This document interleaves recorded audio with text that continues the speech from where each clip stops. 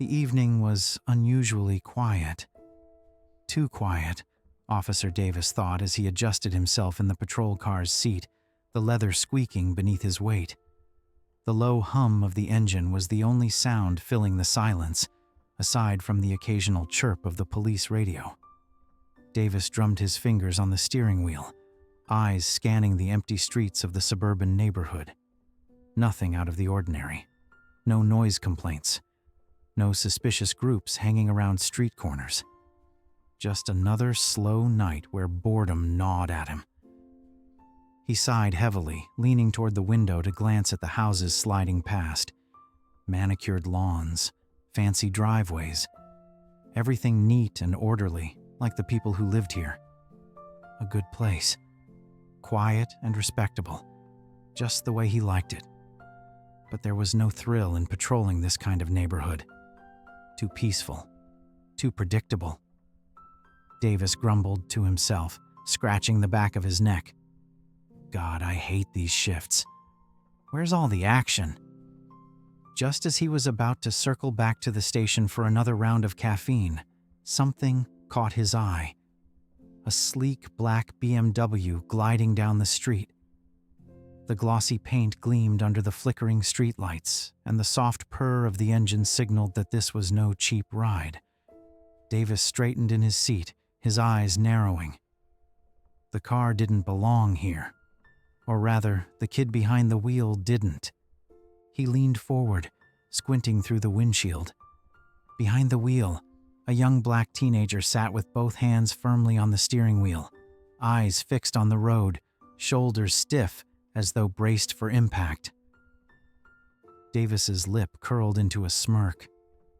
What's a kid like him doing in a car like that? He muttered under his breath. His pulse quickened as instinct, or rather, the bias that he refused to admit to himself, took over. Probably stole it, or borrowed it from someone with no business lending it out.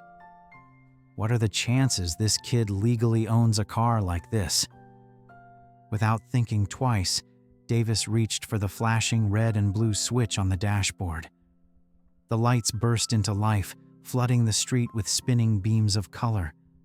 The siren gave a sharp whoop, cutting through the still night air. The BMW slowed and rolled to the side of the road, tires crunching against the gravel. Davis eased the patrol car to a stop directly behind it, fingers flexing on the wheel. He could already feel it. That familiar surge of control, the rush of asserting authority. He grabbed his flashlight, pushed the door open, and stepped out of the squad car, his boots clicking against the pavement. A small thrill ran through him. This was what he lived for. The power to command, to be the one who decides how things will play out. He tapped the flashlight against the car's roof as he reached the driver's side, smirking as he leaned down to the open window. "Evening," Davis said, his tone sharp, casual, but heavy with unspoken suspicion.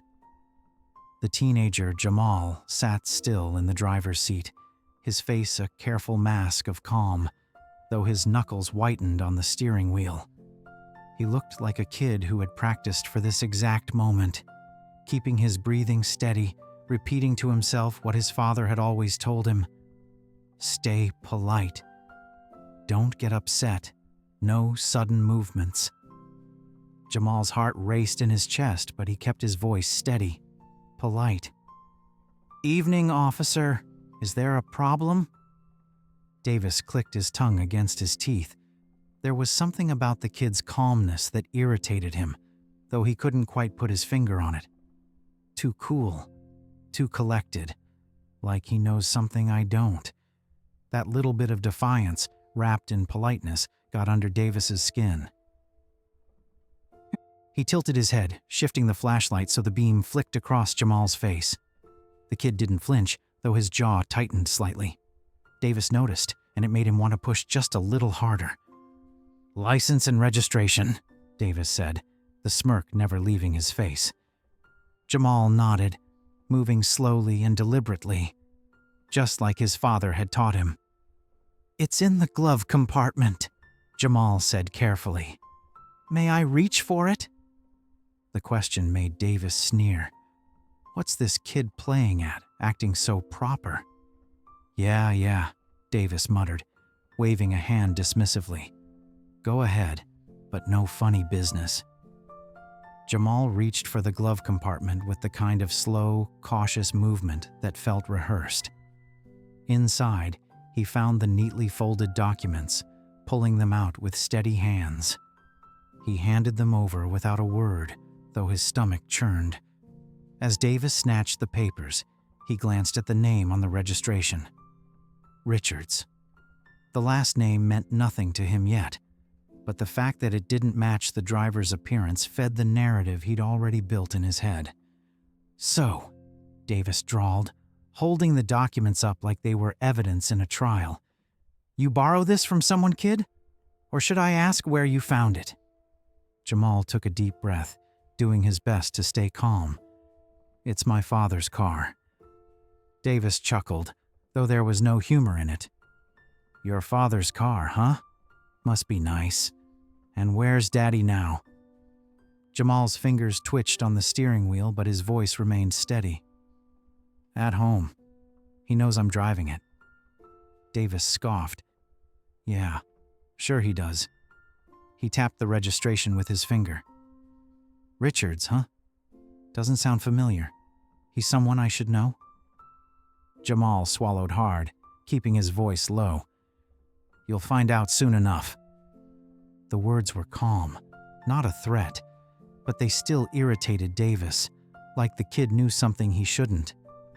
The officer's eyes darkened. This wasn't how these stops usually went. Most of them stammered apologies, scrambled to explain themselves. But this kid? He was too cool for Davis's liking. Davis leaned in closer, the smirk gone from his face. You got something smart to say, kid? Jamal met his gaze evenly, his hands still firmly on the steering wheel. No, officer, just trying to get home. Something about the way the kid said it, simple, straightforward, made Davis's jaw clench. The kid wasn't scared, or at least he wasn't showing it. And that made Davis want to escalate things. Because in his world, authority had to be obeyed, without question, without challenge. The silence between them stretched, thick and heavy in the cool night air. Davis shifted his weight, eyes narrowing as if Jamal's calm demeanor was a personal challenge, a threat to his authority. He wasn't used to people, especially not kids like this, keeping so calm, so in control. In his world, when he questioned someone, they squirmed. They gave him excuses, apologies. They showed fear. But not this kid. That only made Davis more determined. Let's see how long that calm lasts. He leaned closer, shining the flashlight directly into Jamal's face, the harsh beam making the teenager blink, but otherwise remain still. Jamal knew better than to flinch too much, knew better than to react. His father had drilled it into him. Keep your hands visible, stay respectful, don't get upset, and whatever you do, stay calm. But Davis wanted more. He wanted to crack him open.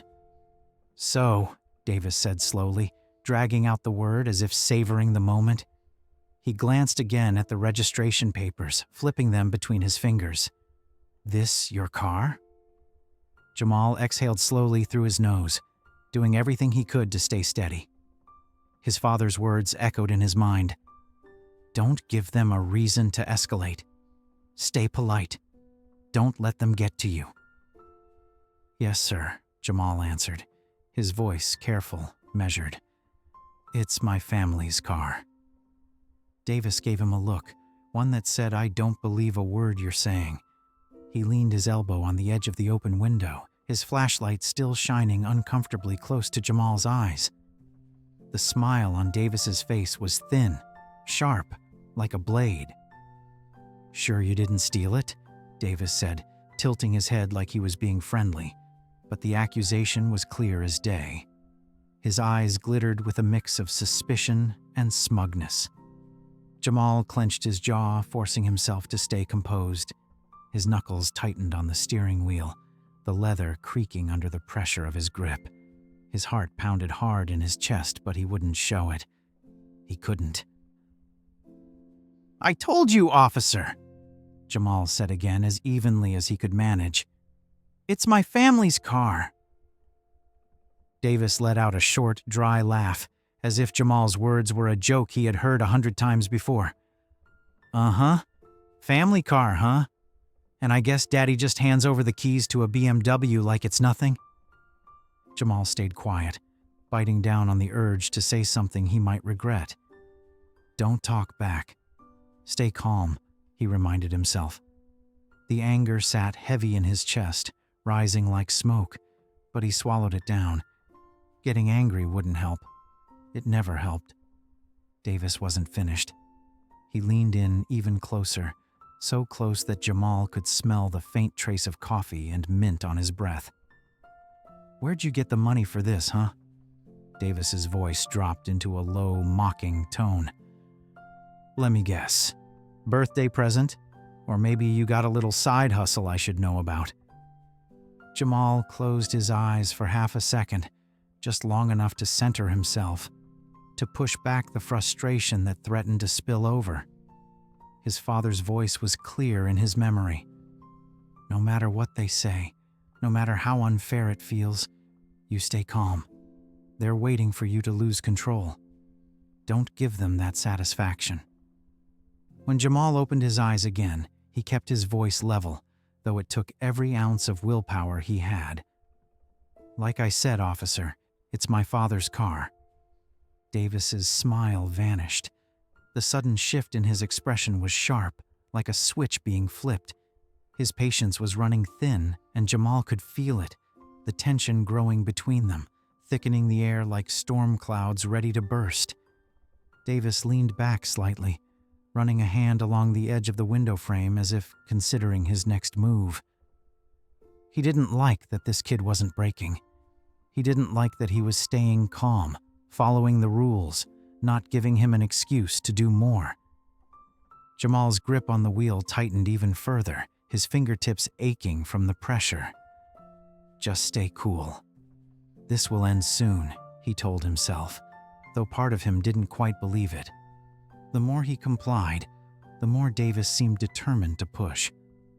Davis gave the BMW another once-over, his eyes raking across the spotless interior, the leather seats, the gleaming dashboard. It was the kind of car that told a story. A story Davis didn't want to believe. "No way a kid like you's riding around in a car like this unless something's off," Davis muttered, half to himself, half to Jamal. He let the words hang in the air, waiting to see how the kid would react. Jamal kept his eyes forward, resisting the urge to glare. The frustration built in his chest, a slow, steady burn, but he kept it locked down. He had been here before, different officers, same script. They never gave him the benefit of the doubt. They never saw him as just a kid driving home from school. "I'm just trying to get home, officer," Jamal said, his voice soft but steady. Davis clicked his tongue, clearly unsatisfied with the response. He wanted more. He wanted the kid to squirm, to stumble, to give him a reason to dig deeper. Instead, all he got was calm politeness, and that made his blood simmer. "Look," Davis said, his tone sharp. "I know when something's off, kid. And I'm telling you, something about this isn't adding up. So why don't you make this easy on yourself and tell me the truth?" Jamal clenched his teeth, biting back a sharp reply. The truth? The truth was standing right here, clear as day.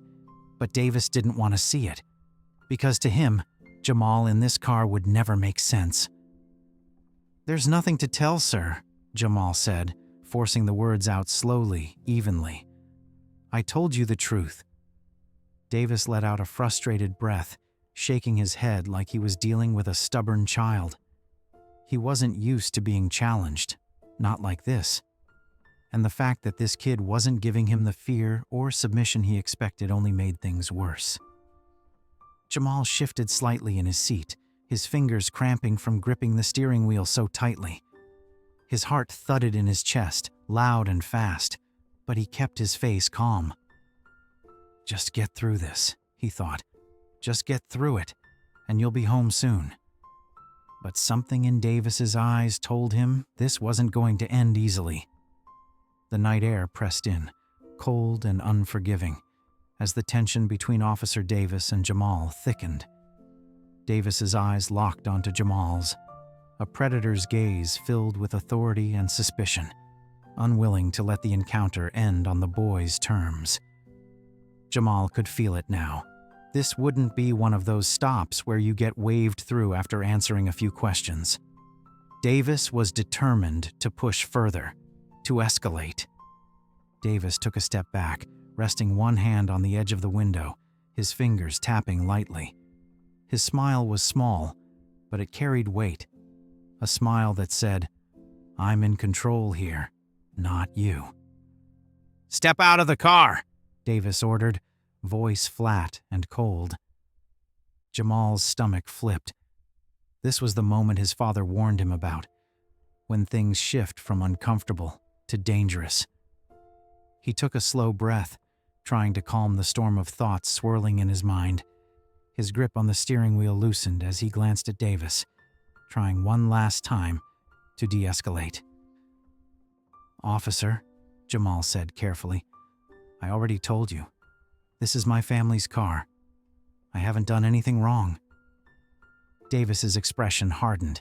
His patience had run out. "I said," he repeated more forcefully now, "step out of the car. Now." Jamal knew there was no point in arguing further. He moved slowly, methodically, just like his father had taught him.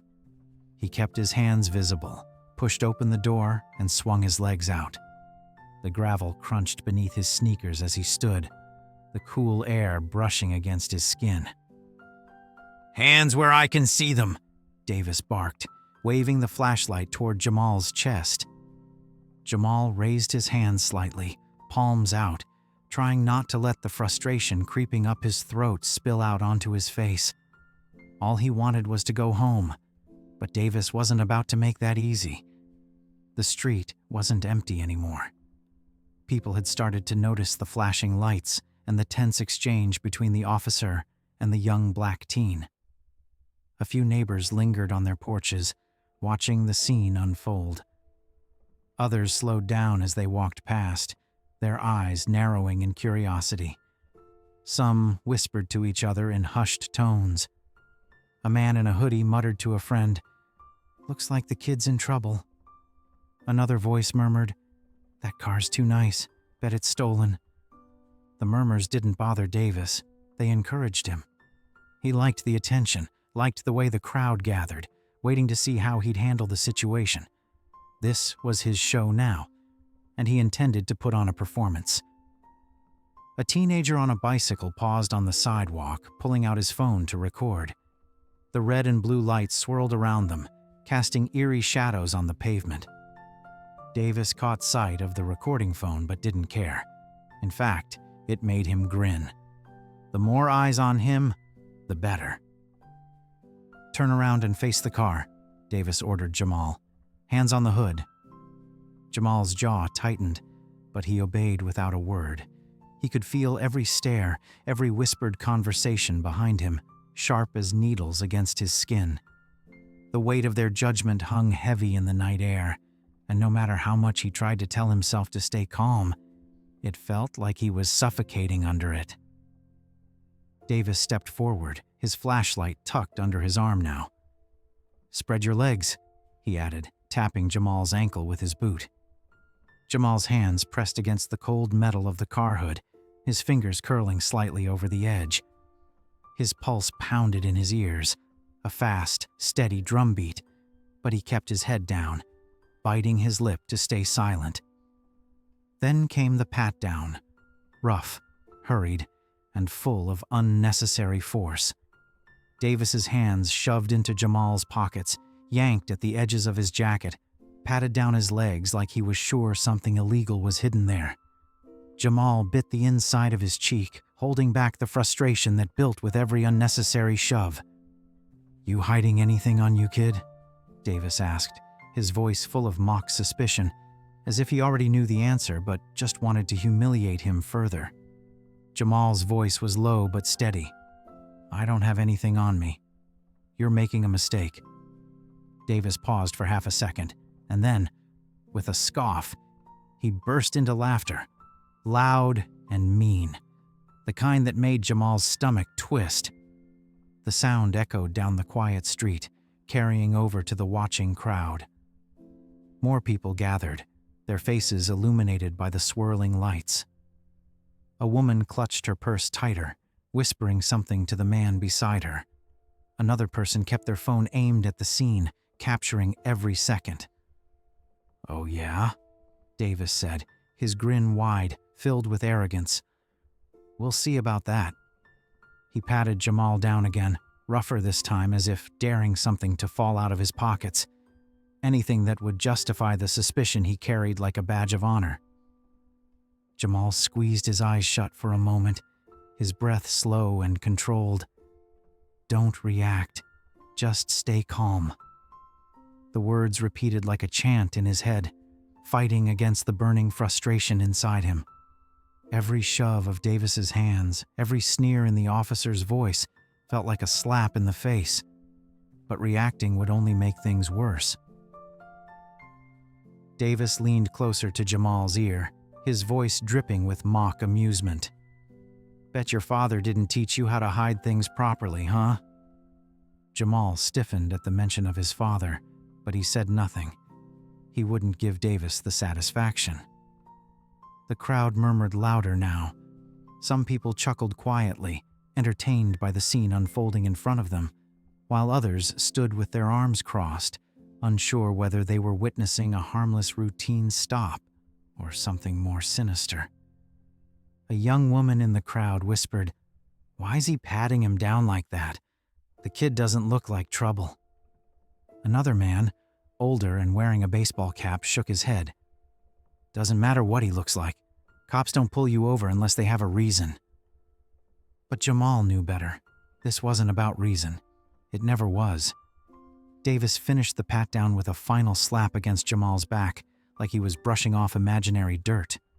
Satisfied that he hadn't found anything, yet irritated that he'd come up empty-handed, Davis stepped back, folding his arms across his chest. "So," Davis said, loud enough for the gathering crowd to hear, "if you're not hiding anything, what are you doing driving a car like that, huh? Where'd you get it?" Jamal straightened slowly, turning to face the officer. His eyes burned with frustration, but his voice stayed calm, because he had no other choice. "I told you," Jamal said quietly. "It's my family's car." Davis's grin didn't falter. He fed off the tension, off the eyes watching him. This was what he thrived on: the power to control, the ability to turn suspicion into humiliation, with everyone else standing by, watching it happen. "You expect me to believe that?" Davis sneered, shaking his head. "Nah, kids like you don't drive cars like this without getting into trouble."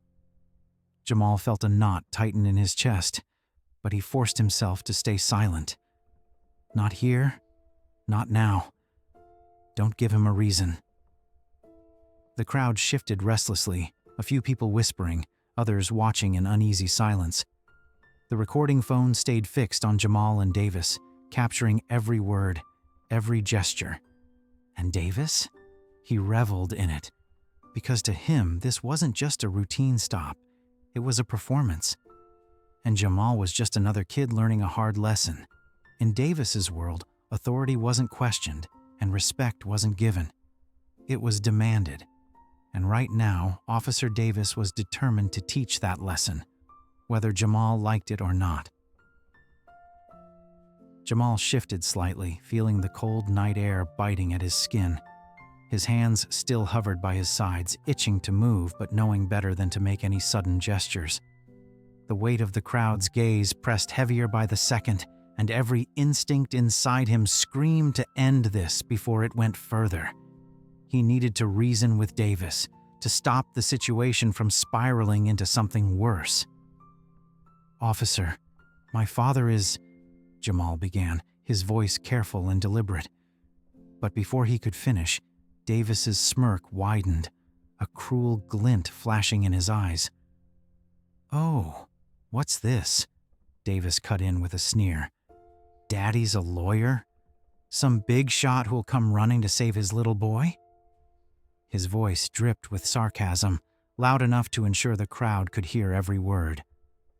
Several onlookers chuckled quietly.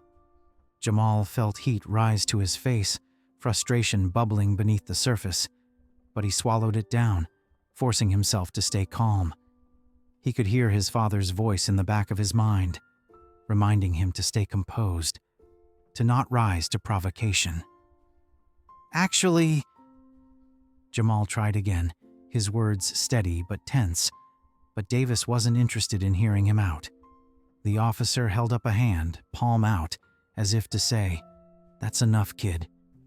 "Save it," Davis snapped, his grin sharp and mocking. "You think driving a nice car makes you untouchable? Think again. Out here, the rules apply to everybody, especially you." Jamal's heart pounded harder, each beat echoing in his ears. He took a slow breath, trying to focus, but Davis's words stung. They weren't just about him. They were about what Davis saw when he looked at him. To the officer, he wasn't just a kid driving home from school. He was a problem waiting to happen, someone who needed to be put in his place. Davis took a step closer, looming over Jamal now, his presence meant to intimidate. "Let me tell you something, kid," Davis continued, voice low and menacing. "I don't care who your father is or what you think this car says about you. Out here, you follow my rules. Got it?" The words hung in the air like a threat, cold and heavy.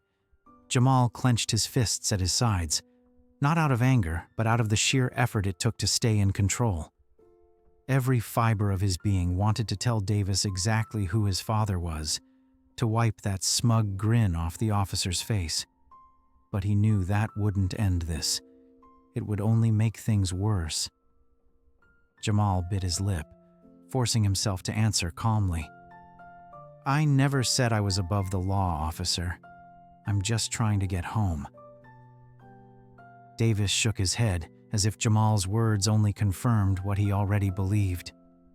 "You kids," Davis muttered, half to himself, "always think the rules don't apply to you. Just because you've got a nice car, you think you can do whatever you want?" Jamal's jaw tightened, the frustration bubbling dangerously close to the surface. He wasn't doing anything wrong, he knew that. But it didn't matter. Not to Davis. The officer had already decided what kind of person he was dealing with, and no amount of explaining would change that. Davis glanced back at the crowd as if drawing energy from the quiet murmurs and recording phones. His grin returned, a sharp reminder of who held the power in this situation. He wasn't just here to enforce the law. He was here to make a point.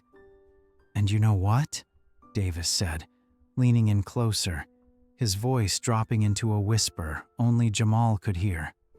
"I like kids like you. You make my job interesting." Jamal inhaled slowly through his nose, willing himself to stay calm, to keep his head down just a little longer.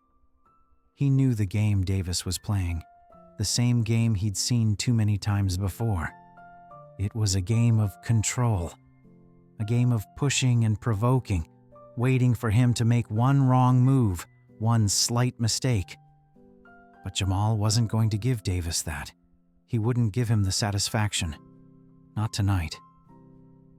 "I'm not looking for trouble," Jamal said quietly, meeting Davis's gaze with steady eyes. "I just want to go home." Davis stared at him for a moment, as if weighing whether to let him off easy or push things even further. The grin on his face suggested the latter. "Home?" Davis repeated mockingly. "Yeah, well, maybe next time you think twice about driving a car like this through a neighborhood like this. Might save you some trouble." Jamal's chest tightened at the officer's words, each one hitting like a punch. He had done nothing wrong, but in Davis's eyes, his very presence behind the wheel of a luxury car was a problem. The street around them grew quieter, the crowd sensing the tension thickening, stretching toward a breaking point.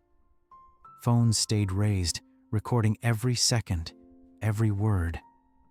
The air felt charged, as if one wrong move could spark something neither of them could take back. Jamal stood still, his body tense but his mind clear. He knew the rules of survival. Stay calm. Don't argue. Don't give them an excuse. But beneath that calm, frustration burned, a quiet, smoldering flame that he had learned to carry with him every day.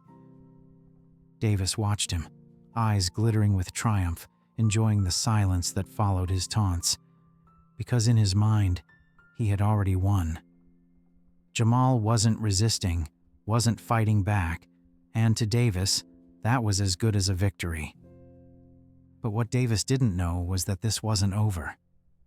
As the street buzzed with the soft murmur of onlookers and the faint whir of recording phones, Officer Davis's mind churned beneath the surface of his smug expression. Jamal's silence, his calm, grated on him more than defiance ever could. Davis had been in this situation before, too many times as far as he was concerned, and each encounter, each familiar face, fed the narrative that replayed in his mind. They're all the same, Davis thought, standing rigid with his arms folded across his chest. Kids like him always think they're smarter than me, always trying to slip through the cracks. He had dealt with plenty of kids who looked just like Jamal, too cocky, too cool, walking around like the rules didn't apply to them. And every time it felt like the same game. They'd play polite, act innocent, pretend they didn't know what the problem was. But Davis knew better. They always knew. His grip on control was as much about not letting them win as it was about enforcing the law. He hated how they'd look at him. Those cool, calculating eyes. Like they were already planning how to spin the situation, how to play the victim if things didn't go their way. The smug politeness, the quiet defiance wrapped in "yes, sir" and "no, sir." It drove him mad. Davis shifted his weight, sneaking a glance at Jamal, who stood there too calm, too collected, as if he had been trained for this moment. The kid's self-control only made Davis want to push harder.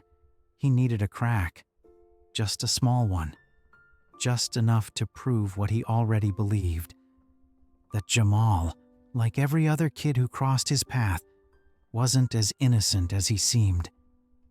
In Davis's mind, the past bled into the present, blurring the edges between memory and reality. A flash of an earlier stop slammed into his mind. A night shift not too long ago, the same script, different actors. It was a traffic stop on the outskirts of the city. He had pulled over a young black man driving a beat-up sedan, his music blasting from the windows. Davis remembered the kid's smug grin, the casual way he had leaned back in the seat, chewing gum as if he didn't have a care in the world. That grin had told Davis everything he needed to know. "License and registration," Davis had said, standing by the open window, flashlight in hand. "Sure, officer," the kid had replied with a smirk. "Just gotta find it." Davis's gut had screamed at him. Something wasn't right, but he didn't follow his instinct. He let the kid reach for the glove compartment, let him rummage around, giving him the benefit of the doubt for just a second too long. And in that second, the kid bolted. Davis barely had time to react. The door flew open, and the kid sprinted into the darkness, leaving the car idling by the side of the road. Davis remembered the burn of humiliation in his chest, the adrenaline surging too late as he shouted into his radio, calling for backup. But by the time the other officers arrived, the kid was gone. They never caught him. That night stayed with Davis, clinging to the back of his mind like a stain he couldn't scrub out. Every stop after that one had felt like a personal challenge, a chance to reclaim the control he had lost that night. He told himself he wouldn't make that mistake again. No more second chances, no more letting them think they had the upper hand. His mind snapped back to the present, to the dimly lit street where Jamal stood quietly, hands at his sides, as the recording phones continued to capture every moment. The kid was playing it smart, too smart, and that only fueled Davis's frustration. Jamal's politeness, his calm demeanor, felt like a performance, and Davis hated being made to feel like the fool. Not this time, Davis thought, narrowing his eyes. He ran a hand along his jaw, fingers brushing over the rough stubble. This one wouldn't slip through his fingers. Not like the kid with the sedan. Not like the others who had wormed their way out of trouble by playing innocent or acting scared. Jamal wasn't going to walk away without learning exactly who was in charge. Davis's lips curled into a tight smile as he glanced toward the small crowd, soaking in the quiet anticipation. They were waiting for something to happen, and he intended to give them a show. He could already hear how the reports would read. The officer, acting in good faith, made a routine stop based on reasonable suspicion. The subject failed to cooperate, escalating the situation. It would be clean, clear, justified. Just another example of a kid with too much attitude getting what he deserved.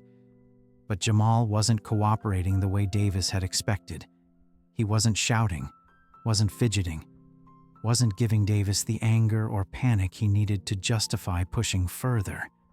And that was the most dangerous thing of all, because Davis knew that if Jamal stayed calm, if he stayed polite, it would leave Davis without a reason to act. But Davis wasn't about to let that happen. He rolled his shoulders, loosening the tension that had settled there. The frustration from past failures bubbled just beneath the surface, fueling his need to take control of this moment. This wasn't just about Jamal. It was about every other kid who had ever made Davis feel like he wasn't in control. Every encounter that ended with him grinding his teeth in frustration, replaying the situation in his head long after it was over. Not this time. He took a slow step closer to Jamal, his boots heavy against the pavement, the sound carrying over the quiet street. The phones stayed aimed at them, and Davis felt a flicker of annoyance at the thought of being recorded. But he pushed it aside. He was in the right. He knew that. And the crowd? They didn't matter. What mattered was showing this kid, and every other kid who might see the video later, that he was the one with the authority here. Davis stared at Jamal, his eyes cold, calculating. This one's not getting away, he muttered to himself under his breath, a promise he intended to keep. Because to Davis, letting Jamal go without consequence would feel like failure. And failure wasn't an option. Not anymore. Jamal could feel the heat rising in his chest, his pulse thudding in his ears as Davis loomed closer. The officer's boots echoed against the pavement, heavy and deliberate, each step a reminder that this was a performance, a show of power. Jamal's whole body tensed, his muscles tight from holding in the frustration threatening to boil over. But even as anger burned beneath the surface, his mind stayed sharp. He knew how this had to go. Getting out of this in one piece meant staying cool.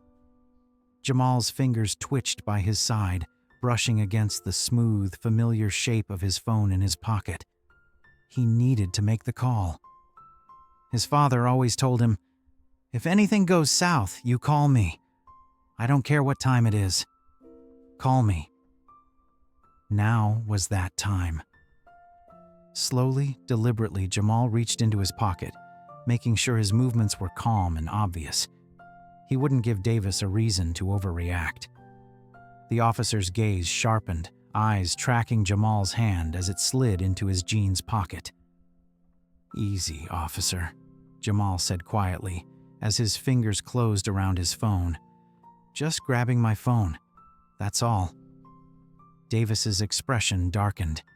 He didn't like the shift in control, didn't like the idea of the kid calling for help. His lip curled as he crossed his arms, planting his feet firmly on the pavement. "Oh, so now you're calling for backup?" Davis sneered, his voice thick with sarcasm. "That it, tough guy? You think one little phone call's gonna change anything?" Jamal didn't respond. He refused to be baited. With smooth precision, he pulled out his phone, swiping the screen open in a few quick motions. The streetlights glinted off the cracked corner of the screen as he found his father's name in his contacts. His heart pounded, not out of fear, but from knowing this moment could turn the entire encounter around. He pressed the call button, bringing the phone to his ear. Each ring felt like a lifetime. Jamal kept his gaze level with Davis's, unflinching, even as the officer's smirk deepened. Davis tilted his head, leaning in slightly like he wanted to make sure Jamal heard every mocking word. "Ah, what's the matter? Can't handle this on your own? Gotta get Daddy to bail you out, huh?" His tone was smug, dripping with condescension, loud enough for the crowd to hear. A few people chuckled nervously, the phones still aimed at them, recording every second. Jamal's eyes didn't leave Davis's, his voice low but steady. "You'll regret this," he said, the weight of the words hanging between them like a promise. Davis let out a sharp, dismissive laugh. "Yeah, sure, kid. I'm shaking in my boots." He tapped his own chest mockingly, as if to say, "Look at me." Terrified. His grin widened, cruel and full of confidence. This was the part he loved, seeing them squirm, watching them cling to whatever shred of control they thought they had. But Jamal wasn't squirming. He wasn't bluffing either. He knew exactly who would be on the other end of the call, and he knew Davis's smug grin wouldn't last much longer. "Come on," Davis taunted. "Who's it gonna be? A lawyer? Maybe some cousin who thinks they know the law?" He leaned in closer, his breath warm in the cold night air. "Let me tell you something, kid. I've seen this before. You call whoever you want. It's not gonna change anything." The phone rang one more time, then clicked. Jamal's father picked up. "Jamal?" His father's deep, steady voice came through the line. Even though it was just a word, just his name, Jamal felt the tension in his shoulders ease just slightly. His father was here now, on the other end of the line, but present nonetheless. "Hey, Dad," Jamal said, keeping his voice calm, steady. "I need you to come to me. Right now." There was a slight pause on the other end. Then his father's voice, low and serious. "Where are you?" Jamal gave him the location, describing the intersection in clipped, precise words. He didn't need to explain. His father already knew what was happening. There was an edge to his father's voice when he responded, "I'm on my way. Don't hang up." Jamal lowered the phone slightly, just enough to meet Davis's gaze again. There was no fear in his eyes, only quiet resolve. Davis's grin faltered for a split second, but it returned just as quickly. "Let me guess," the officer said, voice dripping with amusement. "Daddy's on his way? Gonna come save the day?" Jamal's expression didn't change. The quiet confidence in his eyes unnerved Davis, though he wouldn't admit it. Jamal could see it, the slight flicker of uncertainty beneath the officer's smug exterior. "You'll see soon enough," Jamal said softly. His voice wasn't threatening, just certain. For the first time, Davis hesitated. It was a small thing, a flicker of doubt passing through his mind, a moment of discomfort. But it was enough. He knew now that whoever was on the other end of that call wasn't just anyone, and that thought settled in his chest, unwelcome and unsettling. But Davis straightened his shoulders, brushing off the flicker of doubt. Yeah, he muttered, more to himself than to Jamal. We'll see. As Jamal stood there, phone still in hand, Davis glanced over at the crowd. The phones were still recording, still documenting every second. The realization dug at him, though he kept the irritation buried beneath the surface. No matter what happened next, this night was far from over. The night stretched long and thick around them, the tension hanging heavy in the air. Jamal stood still, phone in hand, the hum of recording phones lingering like static electricity in the background. Davis shifted on his feet, trying to shake off the unease creeping into his chest. The kid's calm, the phone call, the crowd watching. It all felt like something slipping out of his control. He told himself he was the one in charge, the one with the power, but the certainty in Jamal's eyes was starting to chip away at that confidence. Then it happened.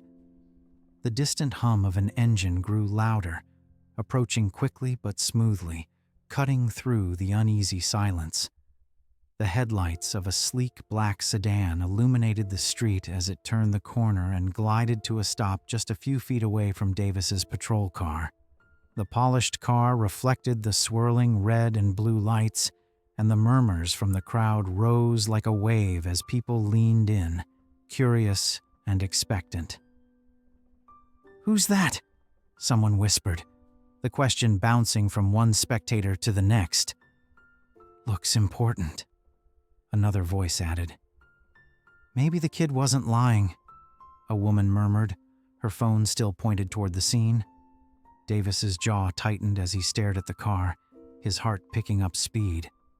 Something about the smooth, precise way it stopped at the curb felt deliberate, too perfect. His fingers clenched by his sides as the car door opened with a soft, controlled click. The interior light cast a warm glow, and out stepped a tall, composed man in a dark suit, his posture straight and measured. The man adjusted his jacket with a smooth motion, scanning the scene with calm, calculating eyes. The crowd instinctively quieted, the weight of his presence enough to dim the murmurs. He closed the car door gently, as if the very act of slamming it would be beneath him. There was no rush to his movements, no anger, no panic, just calm, deliberate control. Jamal's heart lifted slightly at the sight of the man, but he kept his face neutral. This was the moment he had been waiting for. Judge Anthony Richards, Jamal's father, stood before them, the streetlights casting sharp lines across his stern, unreadable face. Everything about him radiated authority, not the loud, forceful kind Davis liked to project, but a quiet, unshakable power that came from knowing you belonged at the top of every room you walked into. Davis's breath hitched, and for a split second, his entire world tilted off balance. His heart skipped a beat as he recognized the man standing in front of him. The name on the registration, Richards, suddenly clicked in his mind with the force of a brick wall. He knew exactly who this was. Judge Richards, one of the most respected and influential judges in the city, a man with the power to end careers with a single phone call. Davis felt the ground shift beneath his feet. His throat tightened and his pulse quickened, panic creeping in at the edges of his carefully controlled exterior. He tried to swallow it down, but it lodged in his chest like a stone. Richards took a few steps forward, his gaze cool and unwavering as he scanned the scene. The flashing lights, the scattered crowd, and his son standing calmly in front of Davis, phone still in hand. There was no panic in the judge's expression, only a controlled fury simmering just beneath the surface. "What's going on here, officer?" Richards asked, his voice low and deliberate, each word carefully measured. It wasn't loud, but it didn't need to be. The quiet authority in it demanded attention. Davis opened his mouth, but nothing came out. His mind raced, scrambling to find the right words, but every excuse, every justification he had prepared felt flimsy and pathetic now. He had dealt with plenty of fathers before, angry, desperate, pleading, but this wasn't like that. This wasn't just any father. This was Judge Richards. "Sir, Davis stammered, his voice faltering. His usual confidence evaporated under the weight of the judge's stare. For the first time that night, the power he had clung to so tightly began to slip through his fingers. Richard's eyes narrowed slightly, not in anger, but in something far worse: disappointment. He looked at Davis like a man observing someone who had failed spectacularly, but without the need to raise his voice or make a scene. The silence between them was deafening, the kind of silence that only a man like Richards could wield like a weapon. Jamal stood quietly beside the patrol car, his hands at his sides, watching his father dismantle Davis without saying more than a few words. It was the shift in power he had been waiting for all night. "Would you care to explain," Richards continued, his voice steady, "why my son is standing outside his own vehicle in handcuffs with a crowd of people recording him?" Davis felt sweat bead on his forehead. He hadn't realized how badly he had misjudged the situation until now. He had thought this was just another kid he could push around, another routine stop where he held all the cards. But now, standing in front of Judge Richards, with the eyes of the crowd still on him, he knew he had made a serious mistake. "It was a misunderstanding," Davis stammered, his voice weak and unconvincing. "I thought—" He trailed off, realizing that no explanation he gave would make this look any better. Richards arched an eyebrow, his expression unreadable. "A misunderstanding," he repeated slowly, the words heavy with skepticism. He didn't raise his voice, but the weight of his disapproval hung in the air like a thundercloud. Davis shifted on his feet, suddenly hyper-aware of the recording phones still pointed at him. He could feel the ground slipping out from under him, the power dynamic shifting faster than he could grasp. Judge Richards's gaze didn't waver. He wasn't just standing there as a father coming to his son's defense. He was standing there as a judge, a man who knew the law better than anyone, and a man who had zero tolerance for injustice. The crowd stood in stunned silence, the anticipation thick in the air. The show was over, and everyone knew it. What had begun as Davis's performance was now something entirely different, a reckoning.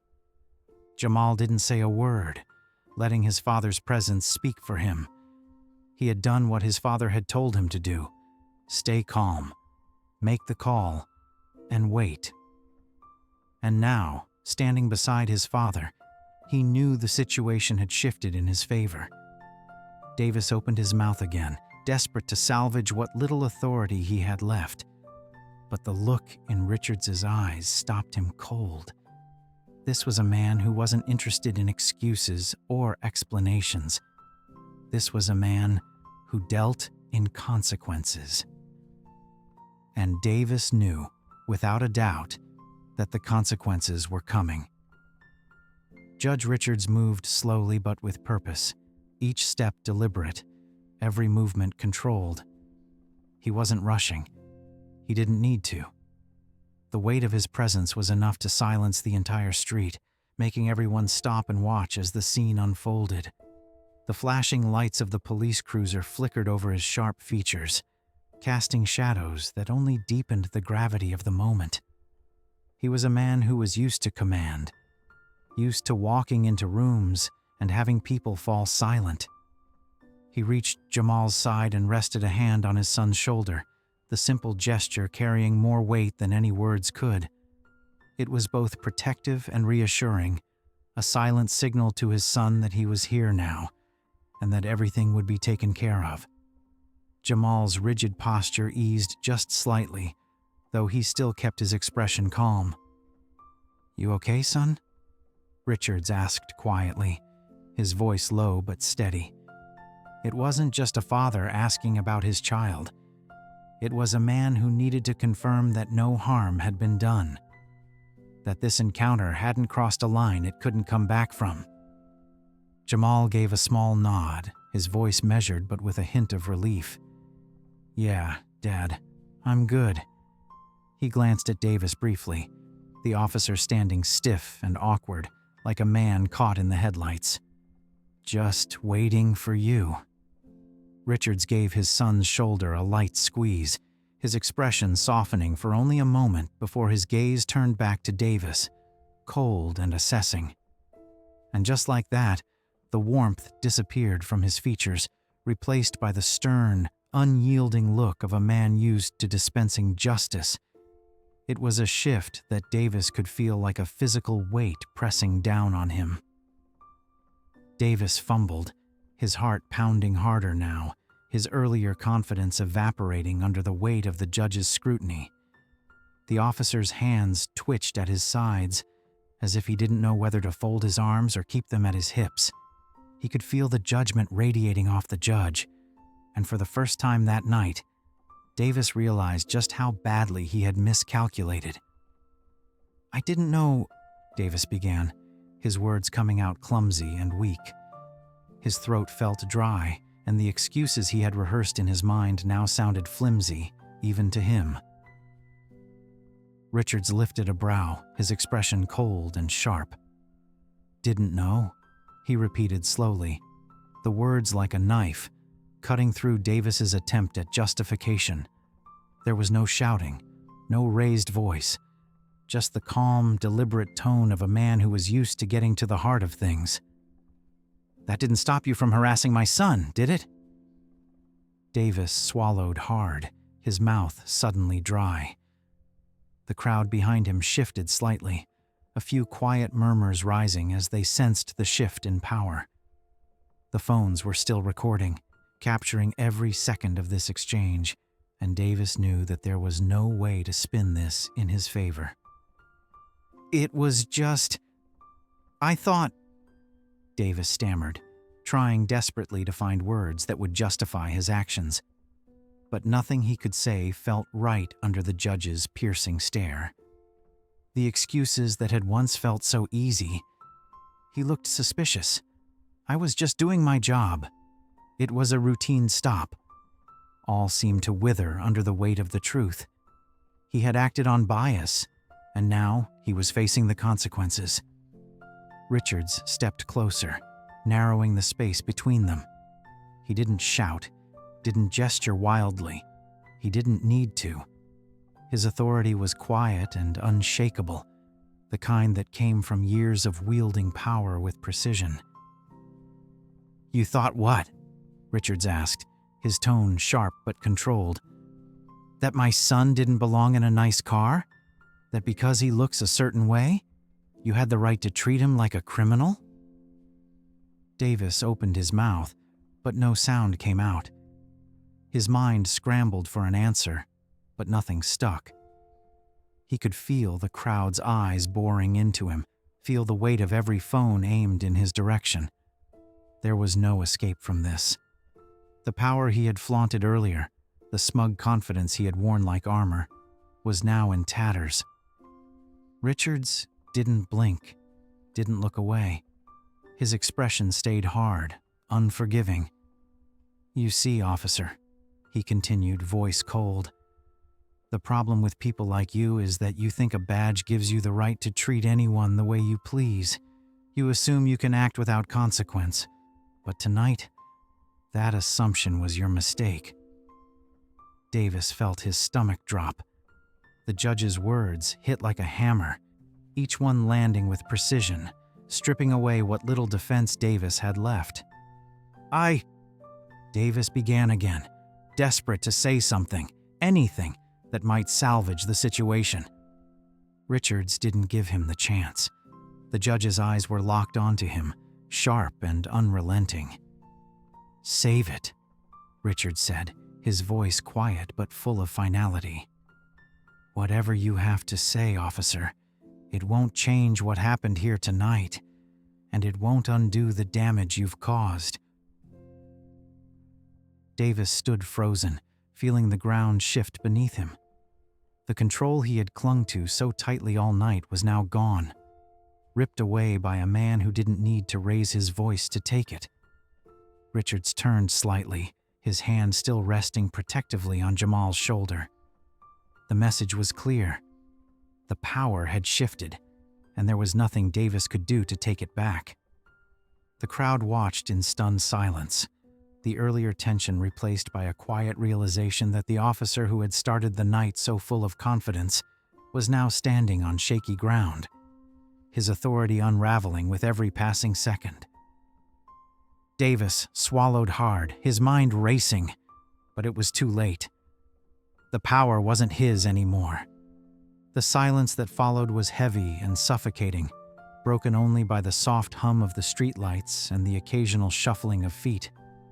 The crowd shifted uneasily, whispering among themselves now that the power had clearly shifted. The tension that had once been centered around Jamal was now squarely placed on Officer Davis, and the murmurs of discontent began to ripple through the bystanders like an uncomfortable current. "He didn't even give the kid a chance," someone muttered quietly, but loud enough for others to hear. Another voice joined in, more frustrated now. "All this just because the kid was driving a nice car?" A woman near the back shook her head, her voice carrying disappointment. "He patted him down in front of all of us, like he wanted to catch him doing something, even when there was nothing."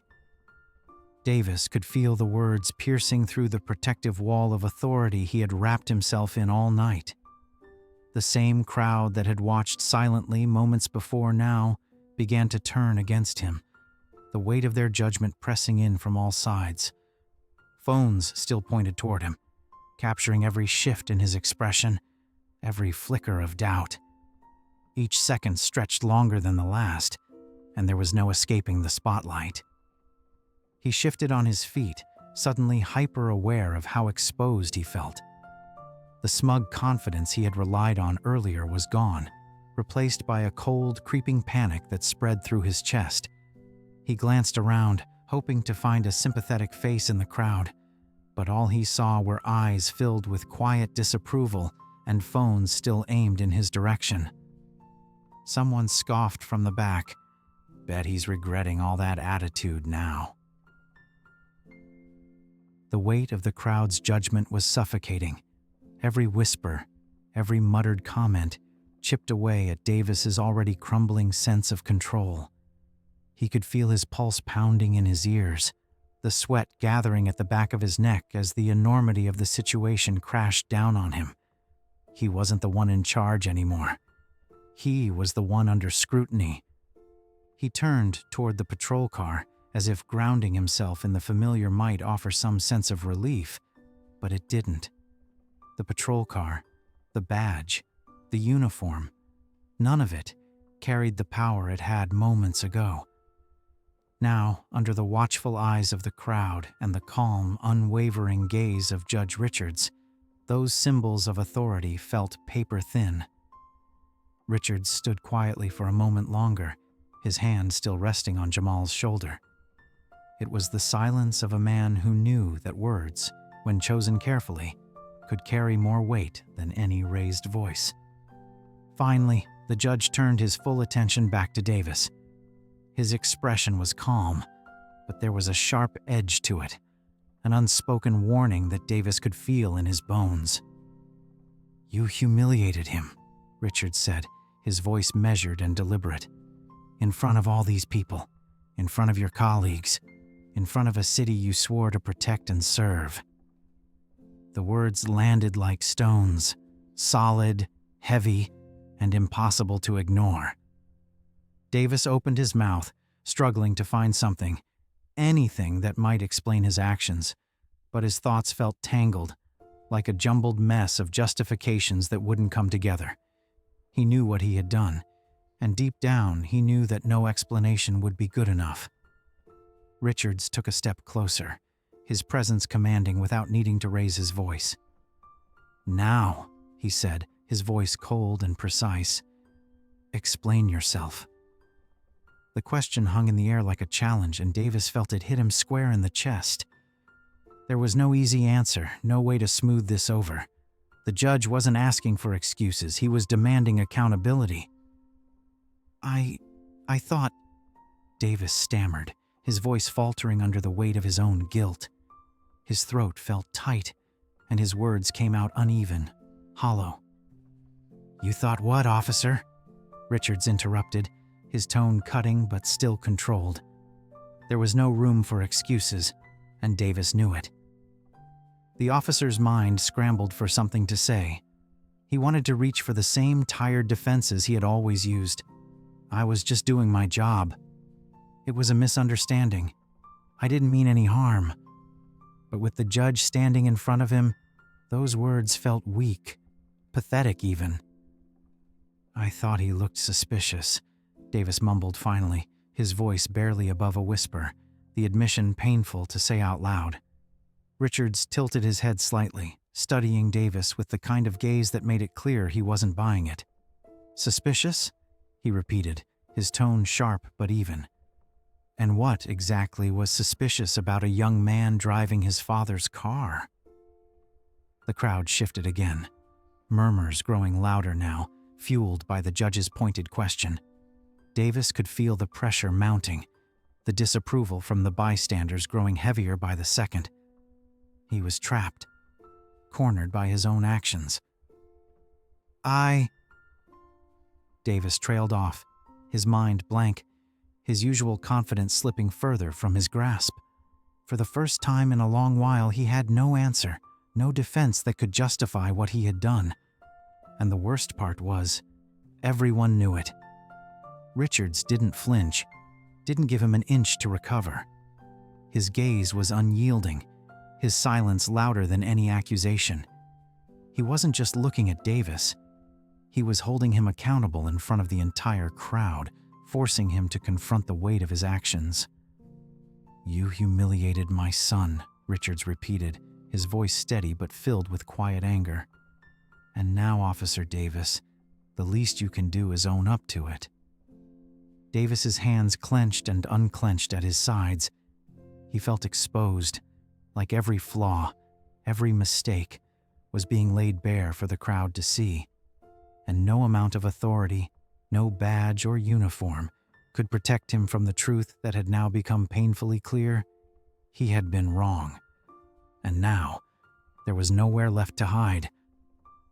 Davis shifted on his feet, panic clawing at his chest. The weight of the crowd's eyes felt like a heavy stone pressing down on him. Every second stretched unbearably long as he struggled to gather the words he needed, but nothing came out right in his mind. He could feel the phone still aimed at him, the silent judgment growing thicker with every passing moment. The tight grip he had on his authority had slipped away, and now he was left exposed, vulnerable in a way that made his skin crawl. "He looked suspicious," Davis stammered, his voice barely above a whisper, weak and uncertain. Even as he said the words, he knew how pathetic they sounded. His throat was dry, his heart thudding loudly in his chest, making it hard to think clearly. "I thought—" Judge Richards raised a brow, his expression unchanging, but the subtle lift carried the weight of a hammer blow. There was no warmth in his gaze, no room for excuses, just cold, deliberate scrutiny. He wasn't going to let Davis off the hook that easily. "Because he's black?" Richards asked, his voice calm but razor-sharp. "Driving a nice car?" Davis felt the crowd shift again, the murmurs rising behind him like an oncoming tide. A ripple of tension ran through the onlookers, feeding off the judge's pointed question. "No," Davis blurted, his pulse racing, panic sharpening the edges of his words. "I mean, it wasn't like that." The lie tasted bitter, even as it left his mouth. He could feel the pressure building around him, suffocating, and no matter how hard he tried to grasp at control, it slipped further away. Richards didn't move, didn't blink. His expression was carved from stone, but there was an edge in his eyes, something fierce, unforgiving. "Then how was it?" he asked, his voice low, sharp, and deliberate. There was no room for evasion, no space to wiggle out of the truth. The crowd behind them fell silent again, the weight of the moment settling heavily in the air. Davis's hands trembled slightly at his sides, his palms damp with sweat. He could feel every gaze locked on him, waiting for an answer that would never come. He knew the truth, and so did everyone else. "I thought—" Davis tried again, but the words caught in his throat. Every excuse that once seemed valid now felt flimsy, transparent. He had thought Jamal looked out of place. He had assumed, without evidence, that the car wasn't his. And now, standing in the harsh light of accountability, those assumptions were crumbling before his eyes. Richards didn't say anything for a moment, just stared at him, his silence heavy with expectation. The judge didn't need to raise his voice to convey his anger. It was there, simmering beneath the surface, restrained but powerful. He was waiting for Davis to confront the truth, to admit what this had really been about. "It was a mistake," Davis mumbled, but even as the words left his mouth, he knew they weren't enough. Mistake. The word hung in the air, weak and hollow, unable to bear the weight of what had transpired. Richards tilted his head slightly, his gaze narrowing. "A mistake?" he repeated, his voice sharp enough to cut through the feeble excuse. "A mistake that could have cost my son his dignity, if not more?" The crowd shifted again, a low murmur spreading as they absorbed the weight of the judge's words. The tension in the air thickened, pressing down on Davis from all sides. Davis's breath hitched in his chest. There was no defense left. Every word he had once thought would justify his actions now felt like an anchor, dragging him further down into the abyss. And the worst part was, everyone knew it.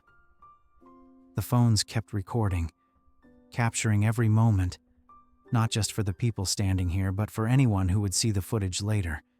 There was no undoing this, no taking it back. The badge on his chest felt heavier now, not as a symbol of authority, but as a reminder of the power he had abused. He had crossed a line, and there was no coming back. Judge Richards gave him no room to breathe, no space to retreat. "What you did tonight," the judge said slowly, his voice unwavering, "was not just a mistake. It was an abuse of power." His words hit with precision, each one landing like a blow, stripping Davis of whatever defense he thought he had left. Davis looked down, his heart pounding in his chest. He had no answer, no way to fix this. The truth was laid bare for everyone to see, and no excuse, no apology, could take back what had already been done. And Davis knew, without a doubt, that this night would haunt him for a long time to come. Davis's chest tightened as he stood frozen in the harsh glow of the streetlights, the full weight of his actions bearing down on him. The crowd around him remained eerily quiet now, as if everyone collectively understood that the moment was no longer just about what had happened. It was about what was going to happen next. He could feel his pulse thundering in his ears, his hands twitching by his sides, slick with sweat. The badge pinned to his chest felt heavier than ever, dragging him down, suffocating. Judge Richards adjusted the cuff of his sleeve, his movements slow and deliberate. The silence that followed was more damning than any raised voice could have been. Davis knew. Everyone knew. There was no way out of this. Richards wasn't a man you could talk circles around or charm with excuses. He was the kind of man who measured his words with precision, waiting for the perfect moment to strike. Finally, Richards spoke, his voice cold, steady, and deliberate. "I'll be filing a formal complaint," he said simply, the words falling like a judge's gavel. Davis's stomach dropped.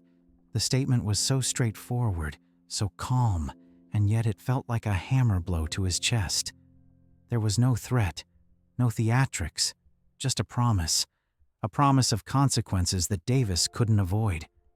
His palms were damp with sweat now, his heart racing.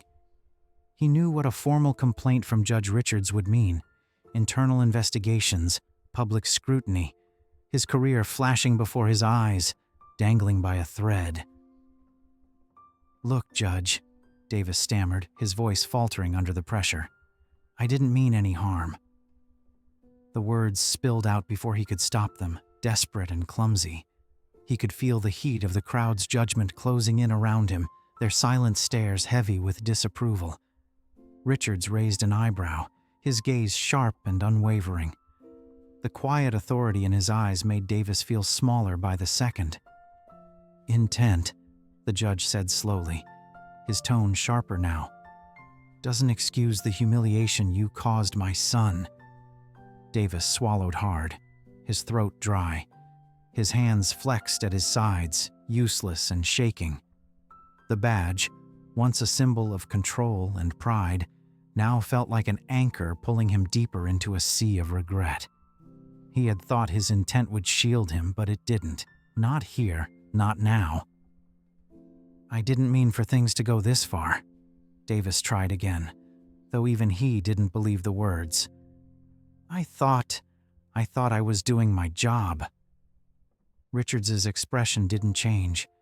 There was no sympathy there, only cold, measured accountability. "If that's how you believe your job is done, officer," he said, "then maybe you're not fit to wear that badge." The words struck like a knife to the chest. Davis felt exposed, stripped of every ounce of authority and control he had clung to throughout the night. His throat tightened, and the reality of the situation hit him with brutal clarity. He had lost. Richards's hand remained steady on Jamal's shoulder, his presence alone enough to convey what no words could fully capture. This wasn't just a confrontation. It was a reckoning. Davis knew that no apology, no explanation would be enough to undo what had been done. His intent didn't matter. The damage was done. "You need to understand something, officer," Richards continued, his tone cutting through the thick air like a blade. "When you wear that uniform, you carry the power to shape people's lives. You abused that power tonight." Davis felt his throat tighten, but no words came. Everything he had used to justify his actions was falling apart right in front of him. He had nothing left to cling to, just regret, raw and overwhelming. Richards didn't flinch, didn't soften his tone. He was a man delivering a message, not just to Davis, but to anyone who might see this later. "Your actions humiliated my son. You treated him like a criminal without cause, and now you'll answer for it." The crowd stirred quietly, a murmur of approval passing through the onlookers. The phones kept recording, capturing every second of Davis's unraveling. There was no escape, no way to dodge the consequences that were now bearing down on him. Davis's heart pounded painfully in his chest, his breathing shallow and quick. He wanted to rewind the night, to undo everything that had led to this moment. But it was too late. The night wasn't just a bad decision. It was a permanent stain that no apology could wash away. The next morning arrived with the weight of the previous night pressing heavily on Davis's chest. He hadn't slept. He had tossed and turned, every word from Judge Richards replaying in his head, every recorded second of the encounter running on a loop. He knew what was coming. His uniform hung in the closet untouched, the badge gleaming faintly in the dull morning light. But that badge didn't feel like protection anymore. It felt like a target. He was nursing a cold cup of coffee when his phone buzzed on the kitchen counter. The sharp vibration jolted him more than it should have. He stared at the screen, heart sinking as he saw the caller ID. Internal Affairs. His stomach churned. He knew exactly what this call was about. There was no avoiding it. With a heavy sigh, Davis picked up the phone, pressing it to his ear. "Officer Davis," he mumbled, though his voice carried none of the authority it once had. He felt like a shell of himself. A crisp voice responded on the other end, direct and to the point. "Officer Davis, this is Investigator Reyes with Internal Affairs." The sound of the investigator's voice made Davis's gut tighten. "We need you to come in. We've received a formal complaint against you." The words hit him hard, though he had been expecting them. It was the official confirmation he dreaded, the moment that made everything from the night before painfully real. His chest tightened as the investigator continued. "We need to review the incident. Today." There was no hint of sympathy in Reyes's voice. Just cool professionalism, the kind Davis knew all too well. He had been on the other side of these conversations before, but never like this. Davis groaned softly, pressing his hand to his forehead. The dull throb of regret gnawed at him. "Yeah, I understand," he muttered, though he could barely force the words out. His mouth felt dry, his tongue heavy. "We'll see you at 11, Reyes said. Then the line went dead. Davis stood there for a moment, the silence of his small apartment pressing down on him like a lead blanket. The phone call had been short, but it carried all the weight in the world. He knew what was coming. An investigation wasn't just a meeting. It was a spotlight turned inward, exposing every detail, every mistake. And last night wasn't just a mistake. It was the kind of mistake that could end a career. He set his phone down on the counter with a heavy thud, running his hands over his face. His palms were sweaty, and his mind buzzed with anxiety. He thought about the video footage, about the crowd, about Judge Richards's voice cutting through the night. "You humiliated my son." Those words followed him like a shadow, and he knew they would be front and center in the investigation. He sat down at the kitchen table, his coffee forgotten, cold and bitter. He knew how this worked. Internal Affairs wouldn't care about his excuses. The video would do the talking, and the fact that Judge Richards, one of the most powerful figures in the city, had filed the complaint made everything worse. There was no way they would let this slide quietly. Davis groaned again, leaning his elbows on the table and burying his face in his hands. His mind raced. Maybe if he went in and told them it was a misunderstanding, they'd go easy on him. Maybe if he apologized again, showed some humility, they'd chalk it up to a bad night. But deep down, he knew better. Judge Richards wouldn't have made a complaint unless he intended to see it through to the end. There was no escaping this. The weight of the situation pressed harder, crushing what little hope Davis had left. He could feel his career slipping through his fingers, no matter how hard he tried to hold on. All those years of patrols, traffic stops, the long shifts, none of it would matter now. He had crossed a line, and Internal Affairs was coming for him. He exhaled slowly, his breath shaky and uneven. This wasn't just about the investigation. It was about the future, the life he had built, the career he thought was unshakable, all crumbling beneath him. And there was nothing he could do to stop it. Time seemed to slow as he sat at the table, staring blankly at the wall. He felt paralyzed, caught between the weight of regret and the dread of what was to come. The clock ticked softly in the background, each second dragging him closer to the inevitable. He closed his eyes, taking a deep breath, but it did nothing to ease the knot in his chest. The call was just the beginning, and the investigation was coming. whether he was ready or not. Davis sat in his patrol car later that afternoon, drumming his fingers nervously on the steering wheel.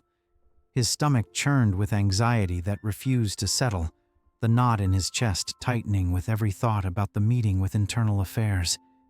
He knew he needed to vent, needed to release the frustration building up inside him before it suffocated him completely. He couldn't sit with it any longer. He grabbed his phone from the center console and scrolled through his contacts until he found someone he could talk to. Ben Reynolds, a fellow officer and someone Davis considered a friend, or at least close enough to complain to. Ben wasn't the judgmental type. If anyone would understand what Davis was going through, it would be him. With a sigh, Davis hit the call button and brought the phone to his ear. After a few rings, Ben answered, his voice casual and a little tired, like he'd just woken up from a nap. "Davis? What's up, man?" "Ben," Davis said, rubbing the bridge of his nose with his free hand. He could already feel the frustration bubbling over, ready to spill out. "I'm in deep shit, man."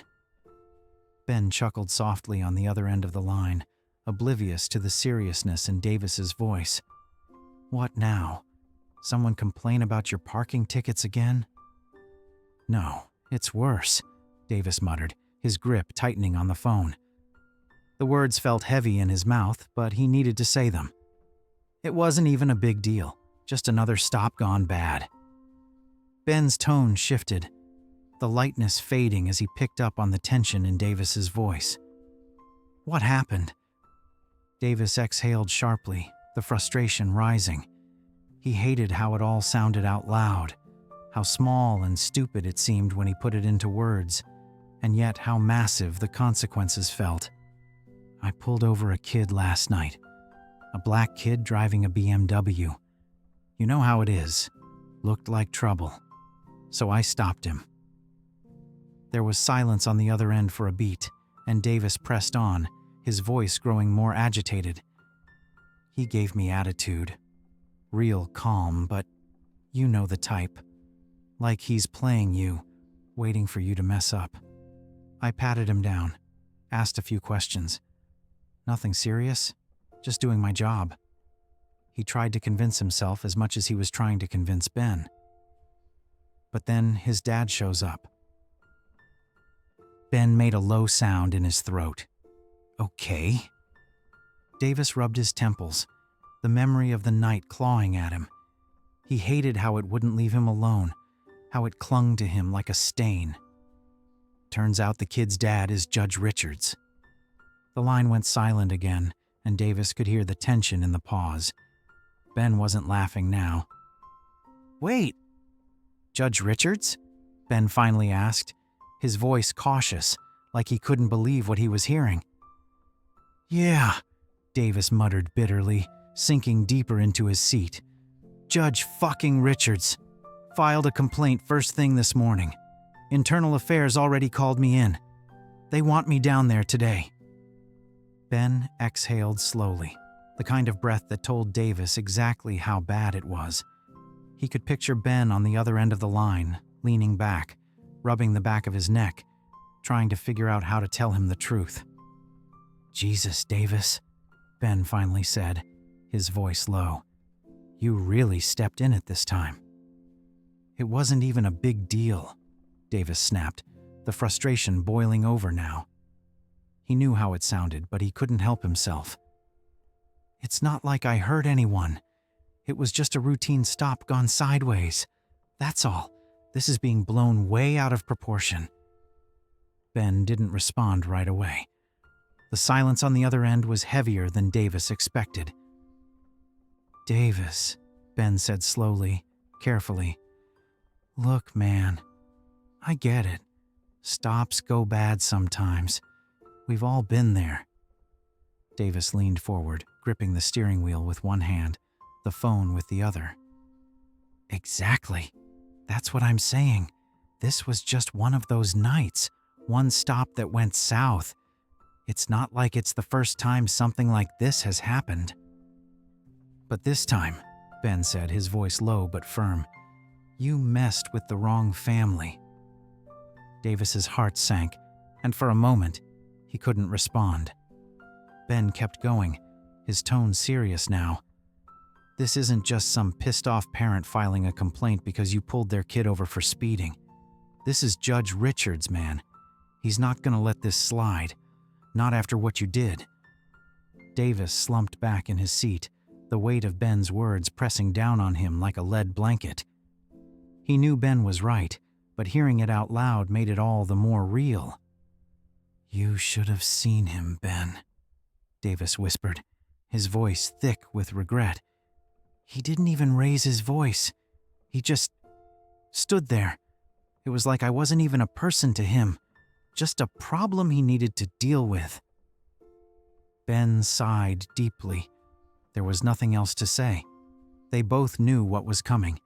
There was no way out of this, no way to undo what had already been done. Davis had crossed a line, and now he was standing at the edge, waiting to see how far he would fall. "I hope you've got a good explanation," Ben said finally, though they both knew no explanation would be good enough. "Because you're gonna need one." Davis closed his eyes, his jaw clenched tight, the knot in his chest pulling tighter with every second. He knew what was coming. That evening, the sky outside was dark, and a heavy stillness filled the house. Jamal sat on the living room couch, the soft hum of the overhead light above him the only noise in the room. He hadn't said much since they got home. The weight of everything that had happened sat heavy on his chest, like a storm cloud that refused to move. His father, Judge Richards, sat across from him in his usual chair. Even here at home, he carried the same composed presence, calm, measured, always in control. But tonight, that composure was tinged with something else, concern. He leaned back, arms resting on the chair's armrests, studying Jamal with a careful, patient gaze. Jamal's fingers fidgeted in his lap as he searched for the words that had been swirling in his head all day. The silence between them felt like an invitation, urging him to let it out. Finally, Jamal took a deep breath and spoke. "I wanted to scream at him, Dad," he admitted, his voice low but steady. The memory of the night still burned fresh in his mind. Davis's sneering face, the way every word had felt like a slap, and the weight of the crowd's eyes on him. "I wanted to yell. I wanted to tell him exactly how wrong he was." Richards didn't interrupt, didn't rush him. He just waited, his expression calm and patient.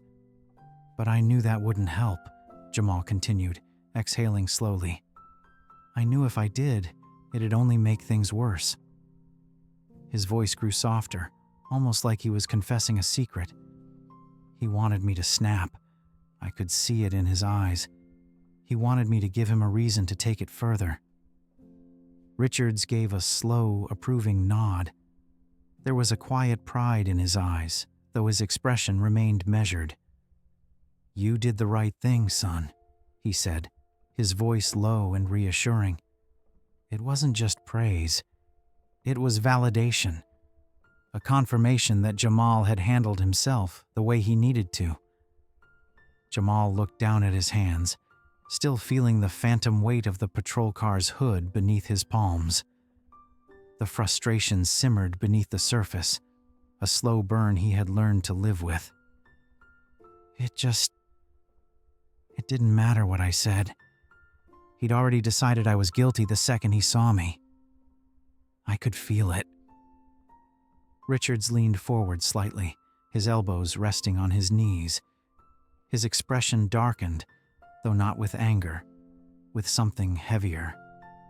"I know," he said softly, and for a moment, there was a flicker of pain in his voice, a pain that came from understanding all too well what his son was feeling. Jamal shook his head slowly, trying to make sense of everything. "Why does it have to be like this, though?" he asked, his voice thick with frustration. "Why do people like him get to treat us that way? And we just have to take it? Richard sighed, running a hand over his jaw, the faint stubble rasping beneath his fingers. It was a question he had asked himself too many times before. Because the system allows them to, he answered honestly, his voice carrying the weight of experience. And because they've never had to answer for it. Not until now. Jamal's gaze lifted, searching his father's face for reassurance. There was comfort in the steadiness of his father's expression, a promise that this wasn't the end of the story. "We'll make sure this doesn't happen again," Richard said firmly, his voice carrying the quiet authority that Jamal had grown up hearing. It wasn't just a promise. It was a vow. People like Davis need to learn that there are consequences for their actions, just like anyone else. Jamal nodded, his hands finally stilling in his lap. There was a small sense of relief in knowing that his father would see this through, that Davis wouldn't get away with what he had done. But the frustration still lingered, the knowledge that this wasn't the first time, and it probably wouldn't be the last. Richard studied his son for a moment longer, as if weighing his next words carefully. "I'm proud of you, Jamal," he said softly, his tone carrying more weight than any lecture or lesson ever could. "You stayed calm, you made the right call, and because of that, we're in control now, not him." Jamal felt a knot loosen in his chest at those words. His father's approval meant everything, and knowing that he had done the right thing, even when it felt impossible, made the weight on his shoulders a little easier to bear. For a moment, they sat in comfortable silence, the quiet hum of the house settling around them like a blanket. It wasn't over. Jamal knew that. But sitting here with his father, knowing that they would face whatever came next together, made it easier to breathe. "We'll handle this," Richard said quietly, his gaze steady and reassuring. "And next time, because there will be a next time, we'll be ready." Jamal nodded again, feeling the fire in his chest cool just a little. He knew his father was right. This wasn't the end. It was just the beginning of a fight they both knew too well. But for now, at least, they were ready. The next morning, the air felt heavy and still as Davis walked into the sterile offices of Internal Affairs. His uniform, usually a source of pride, now felt tight and suffocating on his body. The badge pinned to his chest no longer felt like a shield. It felt like a weight dragging him down. Every step down the narrow hallway echoed loudly in his ears, each one pulling him closer to what felt like his inevitable reckoning. When he reached the door to the investigator's office, his heart pounded like a drum inside his chest. He took a deep breath, trying to steady himself, but it didn't help. The knot in his stomach tightened as he knocked softly and stepped inside. The room was sparse and cold, the fluorescent lights overhead buzzing faintly. A man with short, neatly combed hair and a steely gaze sat behind the desk, flipping through a slim folder. His name tag read, Reyes, Internal Affairs Investigator. He didn't look up right away, making Davis stand there in awkward silence. "Officer Davis," Reyes finally said, glancing up briefly from the file. His voice was calm, professional, but without warmth. It was the kind of tone Davis recognized from long years on the job, the voice of someone who had already made up their mind. "Take a seat," Reyes said, gesturing toward the chair on the other side of the desk. Davis hesitated for half a second before sitting down, the cold metal of the chair pressing against his back. His palms felt clammy, and he rubbed them nervously against his thighs. Reyes folded his hands on the desk, his expression unreadable. "We've reviewed the footage from the incident," he began, his voice flat and without emotion. "I'm going to be honest with you, officer. Things don't look good for you." Davis's heart sank, though he had expected those words. Hearing them out loud still felt like a punch to the gut. His throat tightened as he searched for a response. Something to explain himself. Something to make it all sound better. Anything to stop this train wreck from getting worse. Look, Davis began, his voice faltering slightly before he found the words. The kid gave me attitude, right from the start. He leaned forward, resting his elbows on his knees, trying to convey some kind of urgency, hoping the investigator would understand. You know how it is. Sometimes these stops go sideways, and you have to assert control. Reyes raised an eyebrow, his expression cool and unimpressed. He had heard this excuse before, too many times to count. That's no excuse for misconduct, Reyes said flatly, cutting off Davis before he could go any further. The words were sharp, final, leaving no room for argument. Davis opened his mouth to say more, but Reyes's gaze silenced him. It was the look of a man who had already heard every excuse in the book and wasn't buying any of it. You had no probable cause, Reyes continued, flipping through the file again, though Davis could tell he didn't need to. The investigator already knew the details by heart. The boy was calm, cooperative, and compliant, and yet you escalated the situation. You searched him without cause. You humiliated him in front of a crowd, all because you thought he didn't belong in that car. Davis shifted uncomfortably in his seat, his heart racing. I thought something was off, he muttered weakly, his earlier confidence crumbling under the weight of the evidence stacked against him. I was just doing my job. Reyes leaned back in his chair, studying Davis with cold detachment. There was no sympathy in his eyes, no understanding, just quiet judgment. Your job, Reyes said, is to enforce the law, not abuse it. Davis swallowed hard, feeling the walls closing in around him. The reality of the situation was becoming painfully clear. There was no talking his way out of this. The video footage, the crowd's testimony, Judge Richards's complaint. It was all too much to fight against. We take complaints like this very seriously, Officer Davis, Reyes continued, his voice steady and professional, especially when the incident involves racial profiling and misuse of authority. Davis's stomach churned. The words hit harder than he expected. He had told himself over and over that it wasn't about race, that it had just been a routine stop, that the kid's attitude had been the real problem. But deep down, he knew the truth. Reyes tapped the folder lightly with his fingers, as if to signal that the conversation was nearing its end.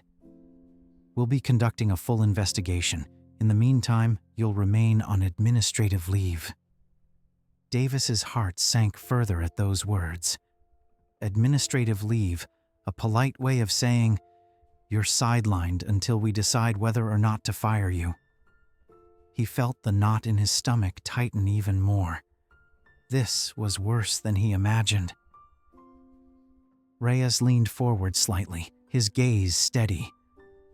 I'd suggest you start thinking about how you'll explain yourself, because right now, the evidence doesn't work in your favor. Davis nodded weakly, unable to find the words. His mind was racing, but there was nowhere for his thoughts to go.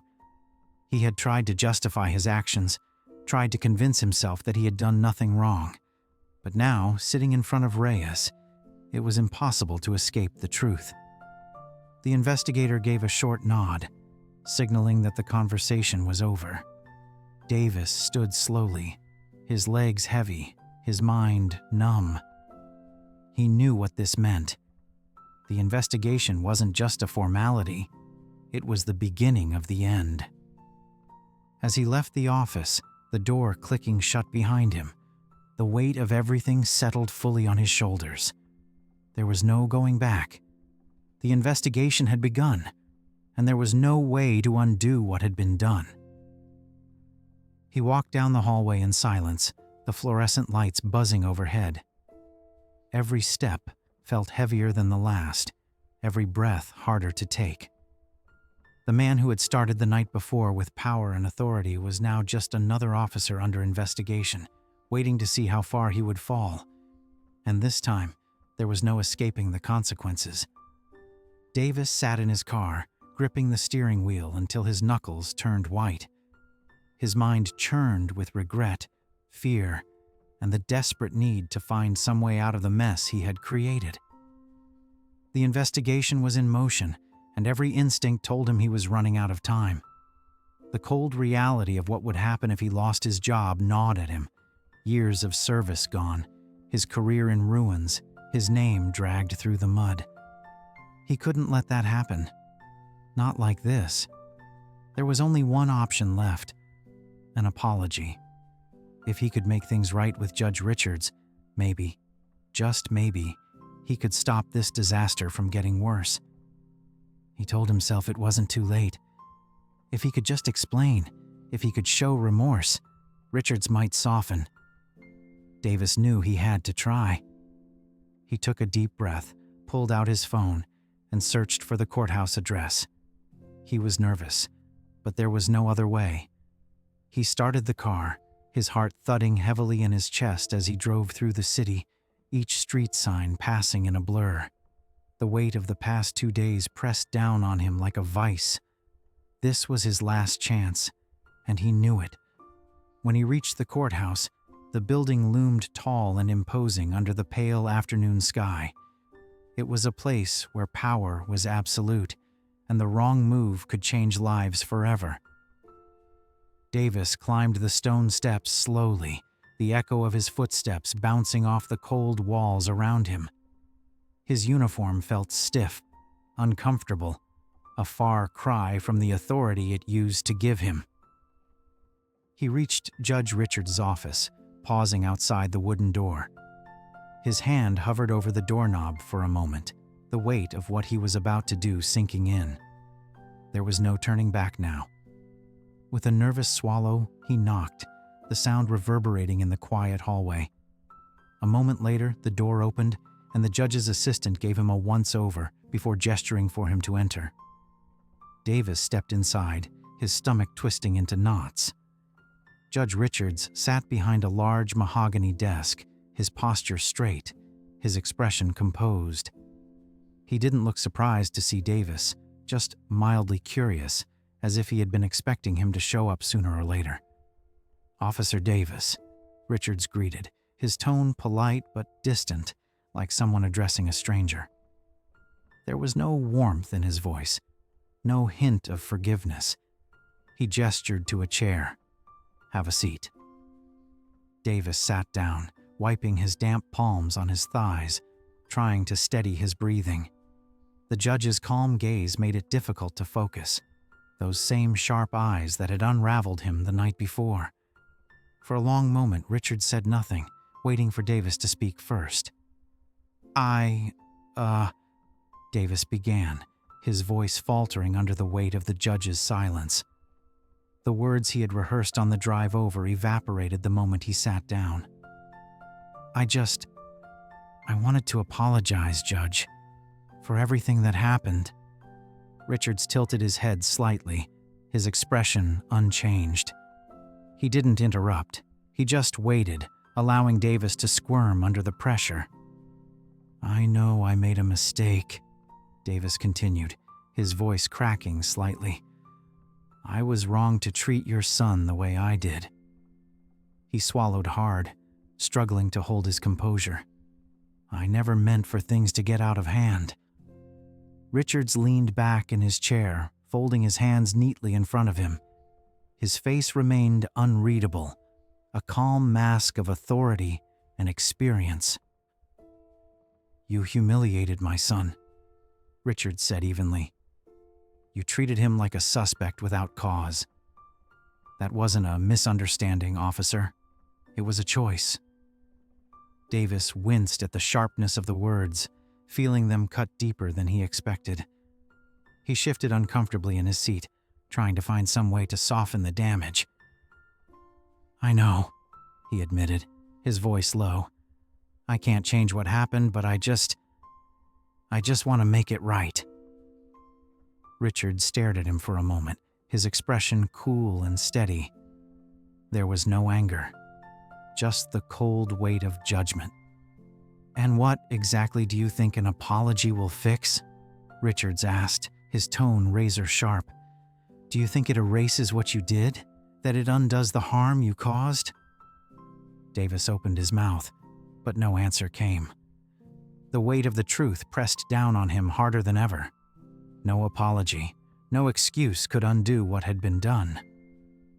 "You see," Richards continued, his voice quiet but firm, "an apology is only the beginning, but it doesn't replace accountability. There are consequences, Officer Davis." He leaned forward slightly, his gaze never wavering. "And you will face them, apology or not." Davis slumped slightly in his seat, feeling the full force of those words settle over him like a heavy blanket. He had hoped for forgiveness, for some path out of the mess he had created. But there was none. The judge wasn't here to offer redemption. He was here to ensure justice. "I appreciate that you came here today," Richard said, his voice polite but final. "But this isn't something you can talk your way out of." Davis nodded weakly, feeling the last shred of hope slip through his fingers. His hands clenched into fists on his lap, the reality of his situation crashing down around him. "Your apology has been noted," Richard said calmly, standing to signal that the conversation was over. "Now, you'll have to deal with the consequences." Davis stood slowly, his legs heavy and unsteady beneath him. He knew, deep down, that this was it, the end of the line. There was no fixing this, no undoing what had been done. As he left the office, the door clicked shut softly behind him, sealing his fate with quiet finality. The next morning, Davis sat at his kitchen table, staring at his phone with a growing sense of dread. He hadn't wanted to look, but curiosity and fear had dragged him to the screen. What he saw made his stomach drop. The video of the incident was everywhere. It had spread across social media like wildfire, shared thousands of times within hours. Clips of him patting down Jamal, sneering at him, and the cold confrontation with Judge Richards had been cut and edited, packaged for maximum outrage. The hashtags were relentless. Racist cop, justice for Jamal, Judge's accountability now. Each one felt like a blow, hammering in the reality that there was no going back, no hiding from what he had done. Davis's thumb hovered over the screen as notifications poured in faster than he could read them. Comment after comment attacked him, each more brutal than the last. "Disgusting! He shouldn't be allowed to wear a badge. Racist cop thinks he can do whatever he wants. Abuse of power. Fire him now." The words cut deep, sharper than he expected. Some people shared personal stories of their own run-ins with police. Others cursed him outright, demanding his immediate termination. Each scroll down the page brought a fresh wave of rage and disgust directed straight at him. He swallowed hard, his heart racing. His hands trembled as he put the phone down for a moment, only to pick it back up again, unable to stop himself from scrolling further. News stations had picked up the story now, running headlines that made his blood run cold. "Officer under investigation for racial profiling," one report read. Another showed a still of him patting down Jamal, the text underneath bold and damning. "Public outcry after judge's son targeted in traffic stop."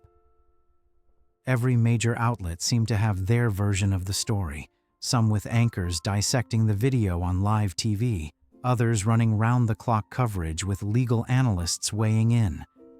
They discussed everything: the abuse of power, the optics of racial profiling, the consequences police departments faced in the age of accountability. Davis's name was now a headline, his reputation shredded in real time. He switched to another news feed, hoping for some relief. But it only got worse. The camera footage was played on a loop, Jamal standing still, calm and collected, while Davis barked orders at him. Each replay made Davis's chest tighten with regret. It looked worse every time. He tried to convince himself it wasn't as bad as it seemed, but the overwhelming chorus of voices online said otherwise. Everyone was against him. The public, the media, even people in his own department were sharing the video, carefully distancing themselves from the mess he had created. He stumbled across one post from a fellow officer that read, "We serve with honor. This ain't it." That post had more likes than anything Davis had ever put online himself. His own colleagues were turning on him. As he scrolled further, his phone buzzed with a new notification. Another message demanding his resignation. More and more people were tagging his department's official page, calling for his badge to be revoked. The voices were growing louder by the second, an unstoppable wave of outrage that felt like it was swallowing him whole. A cold knot formed in his stomach as he imagined what would come next. He had seen this happen to other officers, stories that exploded overnight, followed by firings, lawsuits, and ruined careers. And now, it was happening to him. The internet had already decided his fate, and there was nothing he could say to change their minds. He stood abruptly from the table, pacing the small kitchen, his heart hammering against his ribcage. He needed to fix this somehow. But how? The apology to Richards hadn't worked. Internal Affairs was already investigating. Now the entire world seemed to know about his mistake, and they weren't going to let it go quietly. The consequences were closing in, and no amount of regret could stop them. He grabbed his phone again, desperate for something, anything, that could help. But all he found was more outrage, more hate, more calls for him to be held accountable. His name was now attached to hashtags, headlines, and viral posts. The world had seen him at his worst, and they weren't about to forget. He knew the investigation would come to its conclusion soon enough, but the court of public opinion had already delivered its verdict. And the sentence was clear. His career was over. Davis sat back down at the kitchen table, the silence around him growing heavier by the second. The buzz of his phone had stopped, but the noise in his head was relentless. His heart still raced, but the frantic need to fix everything had burned out, leaving behind a strange emptiness. He rubbed his temples, trying to ease the pounding headache building there, but it didn't help. Nothing seemed to help. For the first time since the night with Jamal, Davis stopped running from his thoughts. He stopped trying to justify what had happened, stopped trying to pin the blame somewhere else. He just sat with it, everything, all at once, until it started to pull him under. His hands rested on the table, palms flat, as his mind drifted back to the moment he first saw Jamal behind the wheel of that BMW. Why did I stop him? The question gnawed at him, demanding an answer he wasn't sure he wanted to give. He told himself over and over that it was just the car, too nice for a kid like that. But now, sitting here alone with nothing but his thoughts, he knew it wasn't that simple. Why did I assume the worst of him? Davis muttered under his breath, the words tasting bitter as they left his mouth. It wasn't the car. Not really. People drove nice cars all the time. But the moment he saw Jamal, a young black kid behind the wheel, something shifted in his mind, something he didn't want to look at too closely, but now he couldn't ignore. He squeezed his eyes shut, resting his forehead in his hands. He had spent years on the force, years telling himself he was fair, that he treated everyone equally. But the truth was, staring him in the face now, ugly and undeniable. If it had been a white kid in that car, would he have reacted the same way? He knew the answer before the thought was even fully formed. No. The realization hit him like a punch to the gut, knocking the air from his lungs. It wasn't just the car. It was Jamal.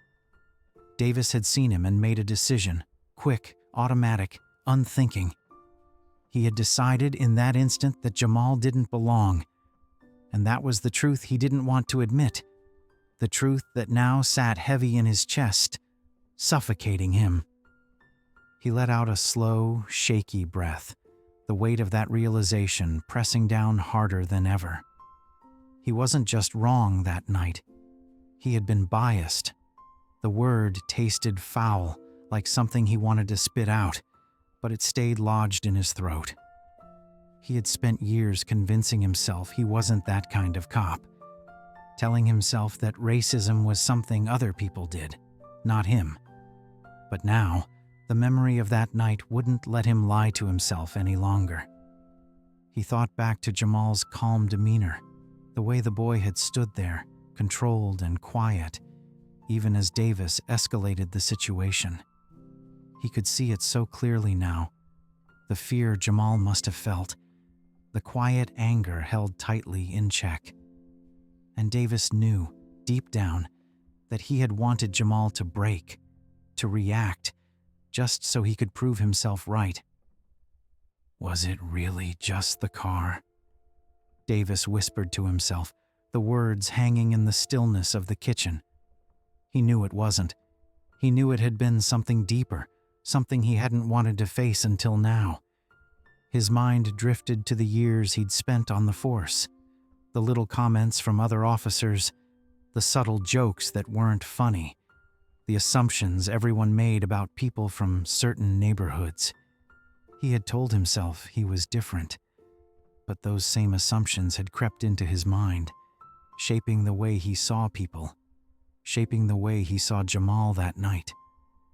He felt sick, not just because of the backlash, not just because his career was hanging by a thread, but because he finally saw what everyone else had seen so clearly.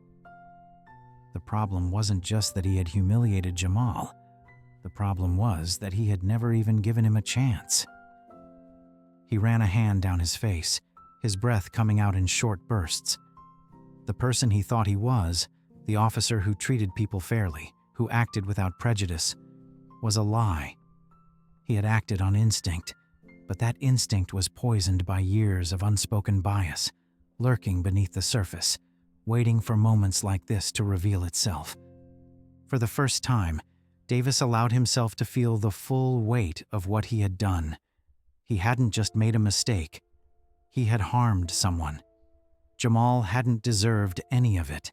Not the questions, not the pat-down, not the humiliation in front of a crowd.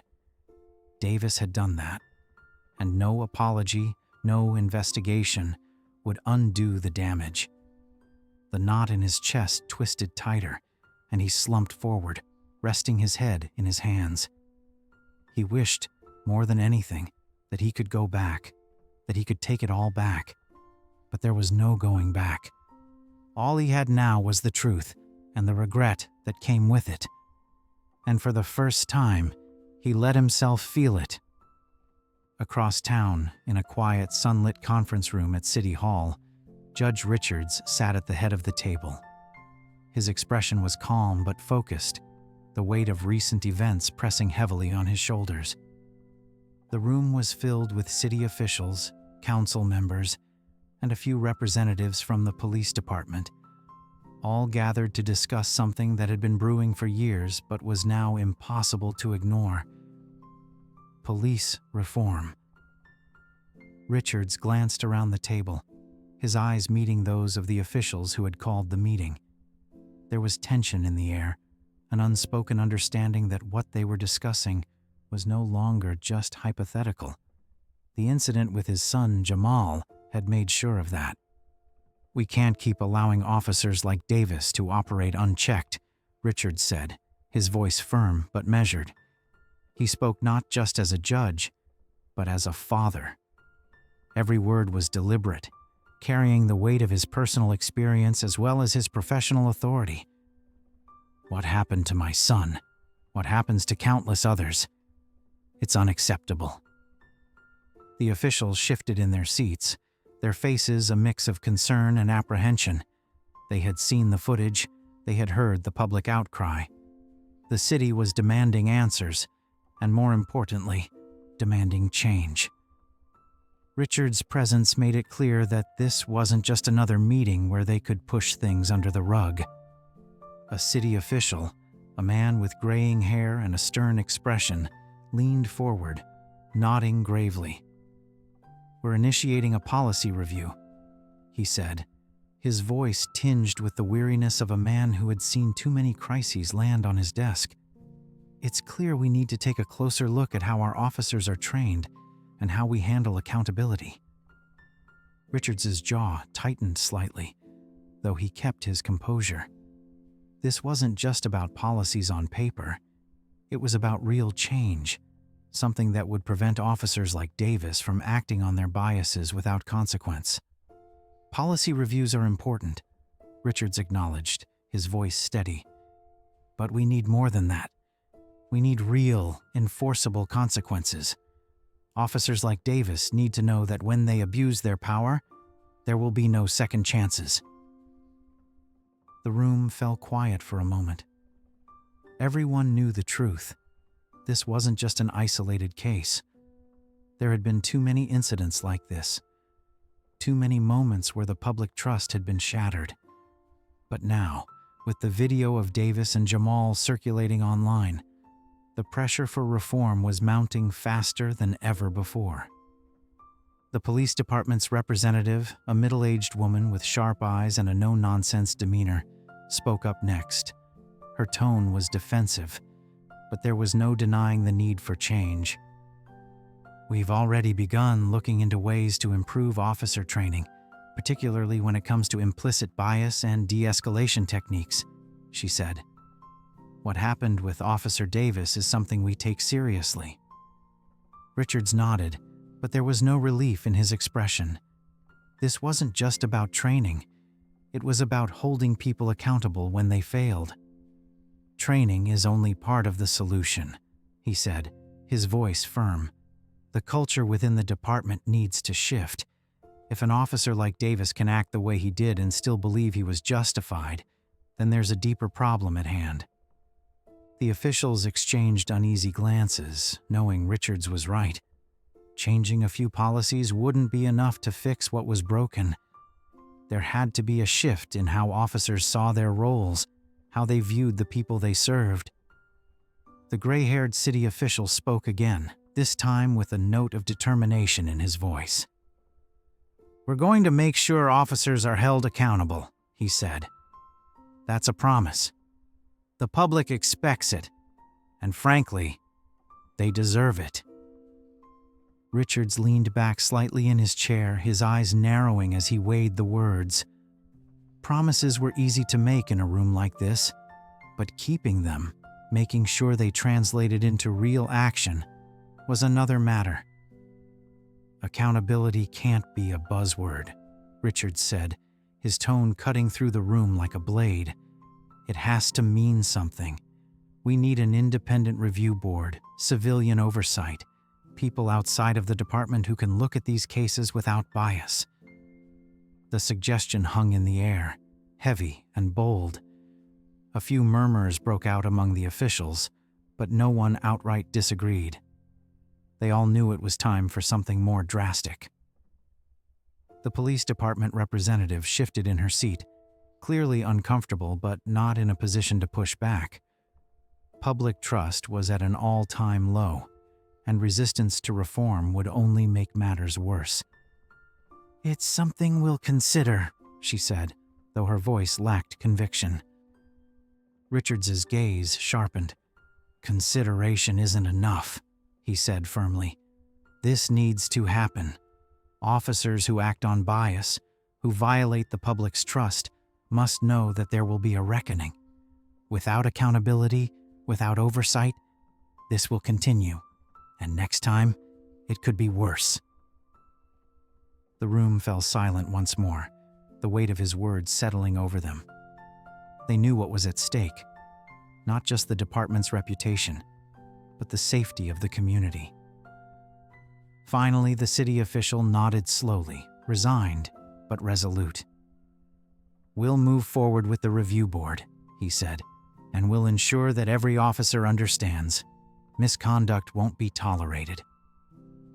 Richards nodded, though he knew the battle was far from over. There would be resistance, there always was, but the seeds of change had been planted, and now it was up to them to make sure they grew. For Jamal, for the countless others who had suffered under a system that failed to protect them, for the future of the city. As the meeting drew to a close, Richards gathered his notes, standing tall as he prepared to leave. The work was just beginning, but for the first time in a long while, it felt like progress. He wasn't just fighting for his son anymore. He was fighting for everyone. "We'll hold them accountable," Richards repeated quietly to himself as he left the room, the weight of that promise settling deep in his chest. And this time, he would make sure it wasn't just words. Davis sat in the small, cluttered office at the precinct, staring down at the piece of paper in front of him. The words felt heavy, final, suspended pending further investigation. His badge sat on the desk, gleaming under the harsh fluorescent light. It didn't feel like it belonged to him anymore. Everything he had worked for, every late shift, every call answered, every sacrifice, was slipping through his fingers. He rubbed his hands over his face, trying to block out the crushing weight of it all, but there was no escaping the reality. The captain had given him the news in a quiet, impersonal tone, as if it were just another task to complete before moving on to the next problem. "We'll let you know once the investigation is complete," the captain had said flatly, not meeting Davis's eyes. There had been no sympathy, no room for argument. They both knew this wasn't just about the investigation. It was about the growing storm outside the station, a storm Davis had helped create. He stood slowly, leaving his badge and gun on the desk, feeling lighter, but not in a good way, more like he was hollow inside. The sounds of the station carried on around him, officers coming and going, phones ringing, radios buzzing with static. Life continued, but for Davis, it felt like the world had stopped. Outside, the air was crisp, and the low hum of the city buzzed all around. Near the steps of the police station, Jamal and his father, Judge Richards, walked side by side, their footsteps slow but steady. There was no rush, no need to look over their shoulders. They moved forward with quiet confidence, as if reclaiming every step they had lost that night when Davis had tried to strip them of their dignity. Jamal walked tall, his head held high, no longer burdened by the weight of what had happened. The night on the street, the pat-down, the humiliation, all of it was still with him, but it didn't own him anymore. It was part of his story, but it wasn't the end of it. As they passed the entrance to the police station, Jamal glanced over his shoulder. Through the glass doors, he saw Davis sitting at the desk, shoulders slumped, looking lost in a way that surprised him. Jamal didn't linger. He turned away, facing forward again, the corner of his mouth twitching in a small, satisfied smile. Richards walked beside him, his face calm and focused. He knew today was just one step forward in a much longer fight. Change wouldn't happen overnight, it never did, but the victory today was real. The system had been forced to look inward, and for the first time in a long time, someone had been held accountable. It was a small crack in a wall that had stood for too long, and now it was their job to keep widening that crack until the wall came down. "We'll keep fighting, son," Richards said quietly, his deep voice carrying the weight of both determination and love. It was a promise, a vow that no matter how long it took, they wouldn't stop. "This isn't over, but we made a difference today." Jamal glanced at his father, the gratitude clear in his eyes, the frustration, the helplessness he had felt that night. His father had turned it into something meaningful. They hadn't let Davis's actions define them. They had taken that moment and turned it into change. Jamal smiled, a quiet, heartfelt smile that felt like the first real breath of fresh air he'd had since that night. For the first time, things felt different. Not fixed, not perfect, but better. "Thanks, Dad," Jamal said simply, his voice steady and sincere. The words weren't just about today. They were about everything. For standing by him, for teaching him how to handle moments that felt impossible, for being someone he could always count on. Richards gave a small nod, the kind that said everything without needing words. They kept walking, the police station fading behind them as they moved toward whatever came next. Whatever challenges lay ahead, they would face them together. The fight wasn't over, but neither were they. And this time they knew they had already made a difference.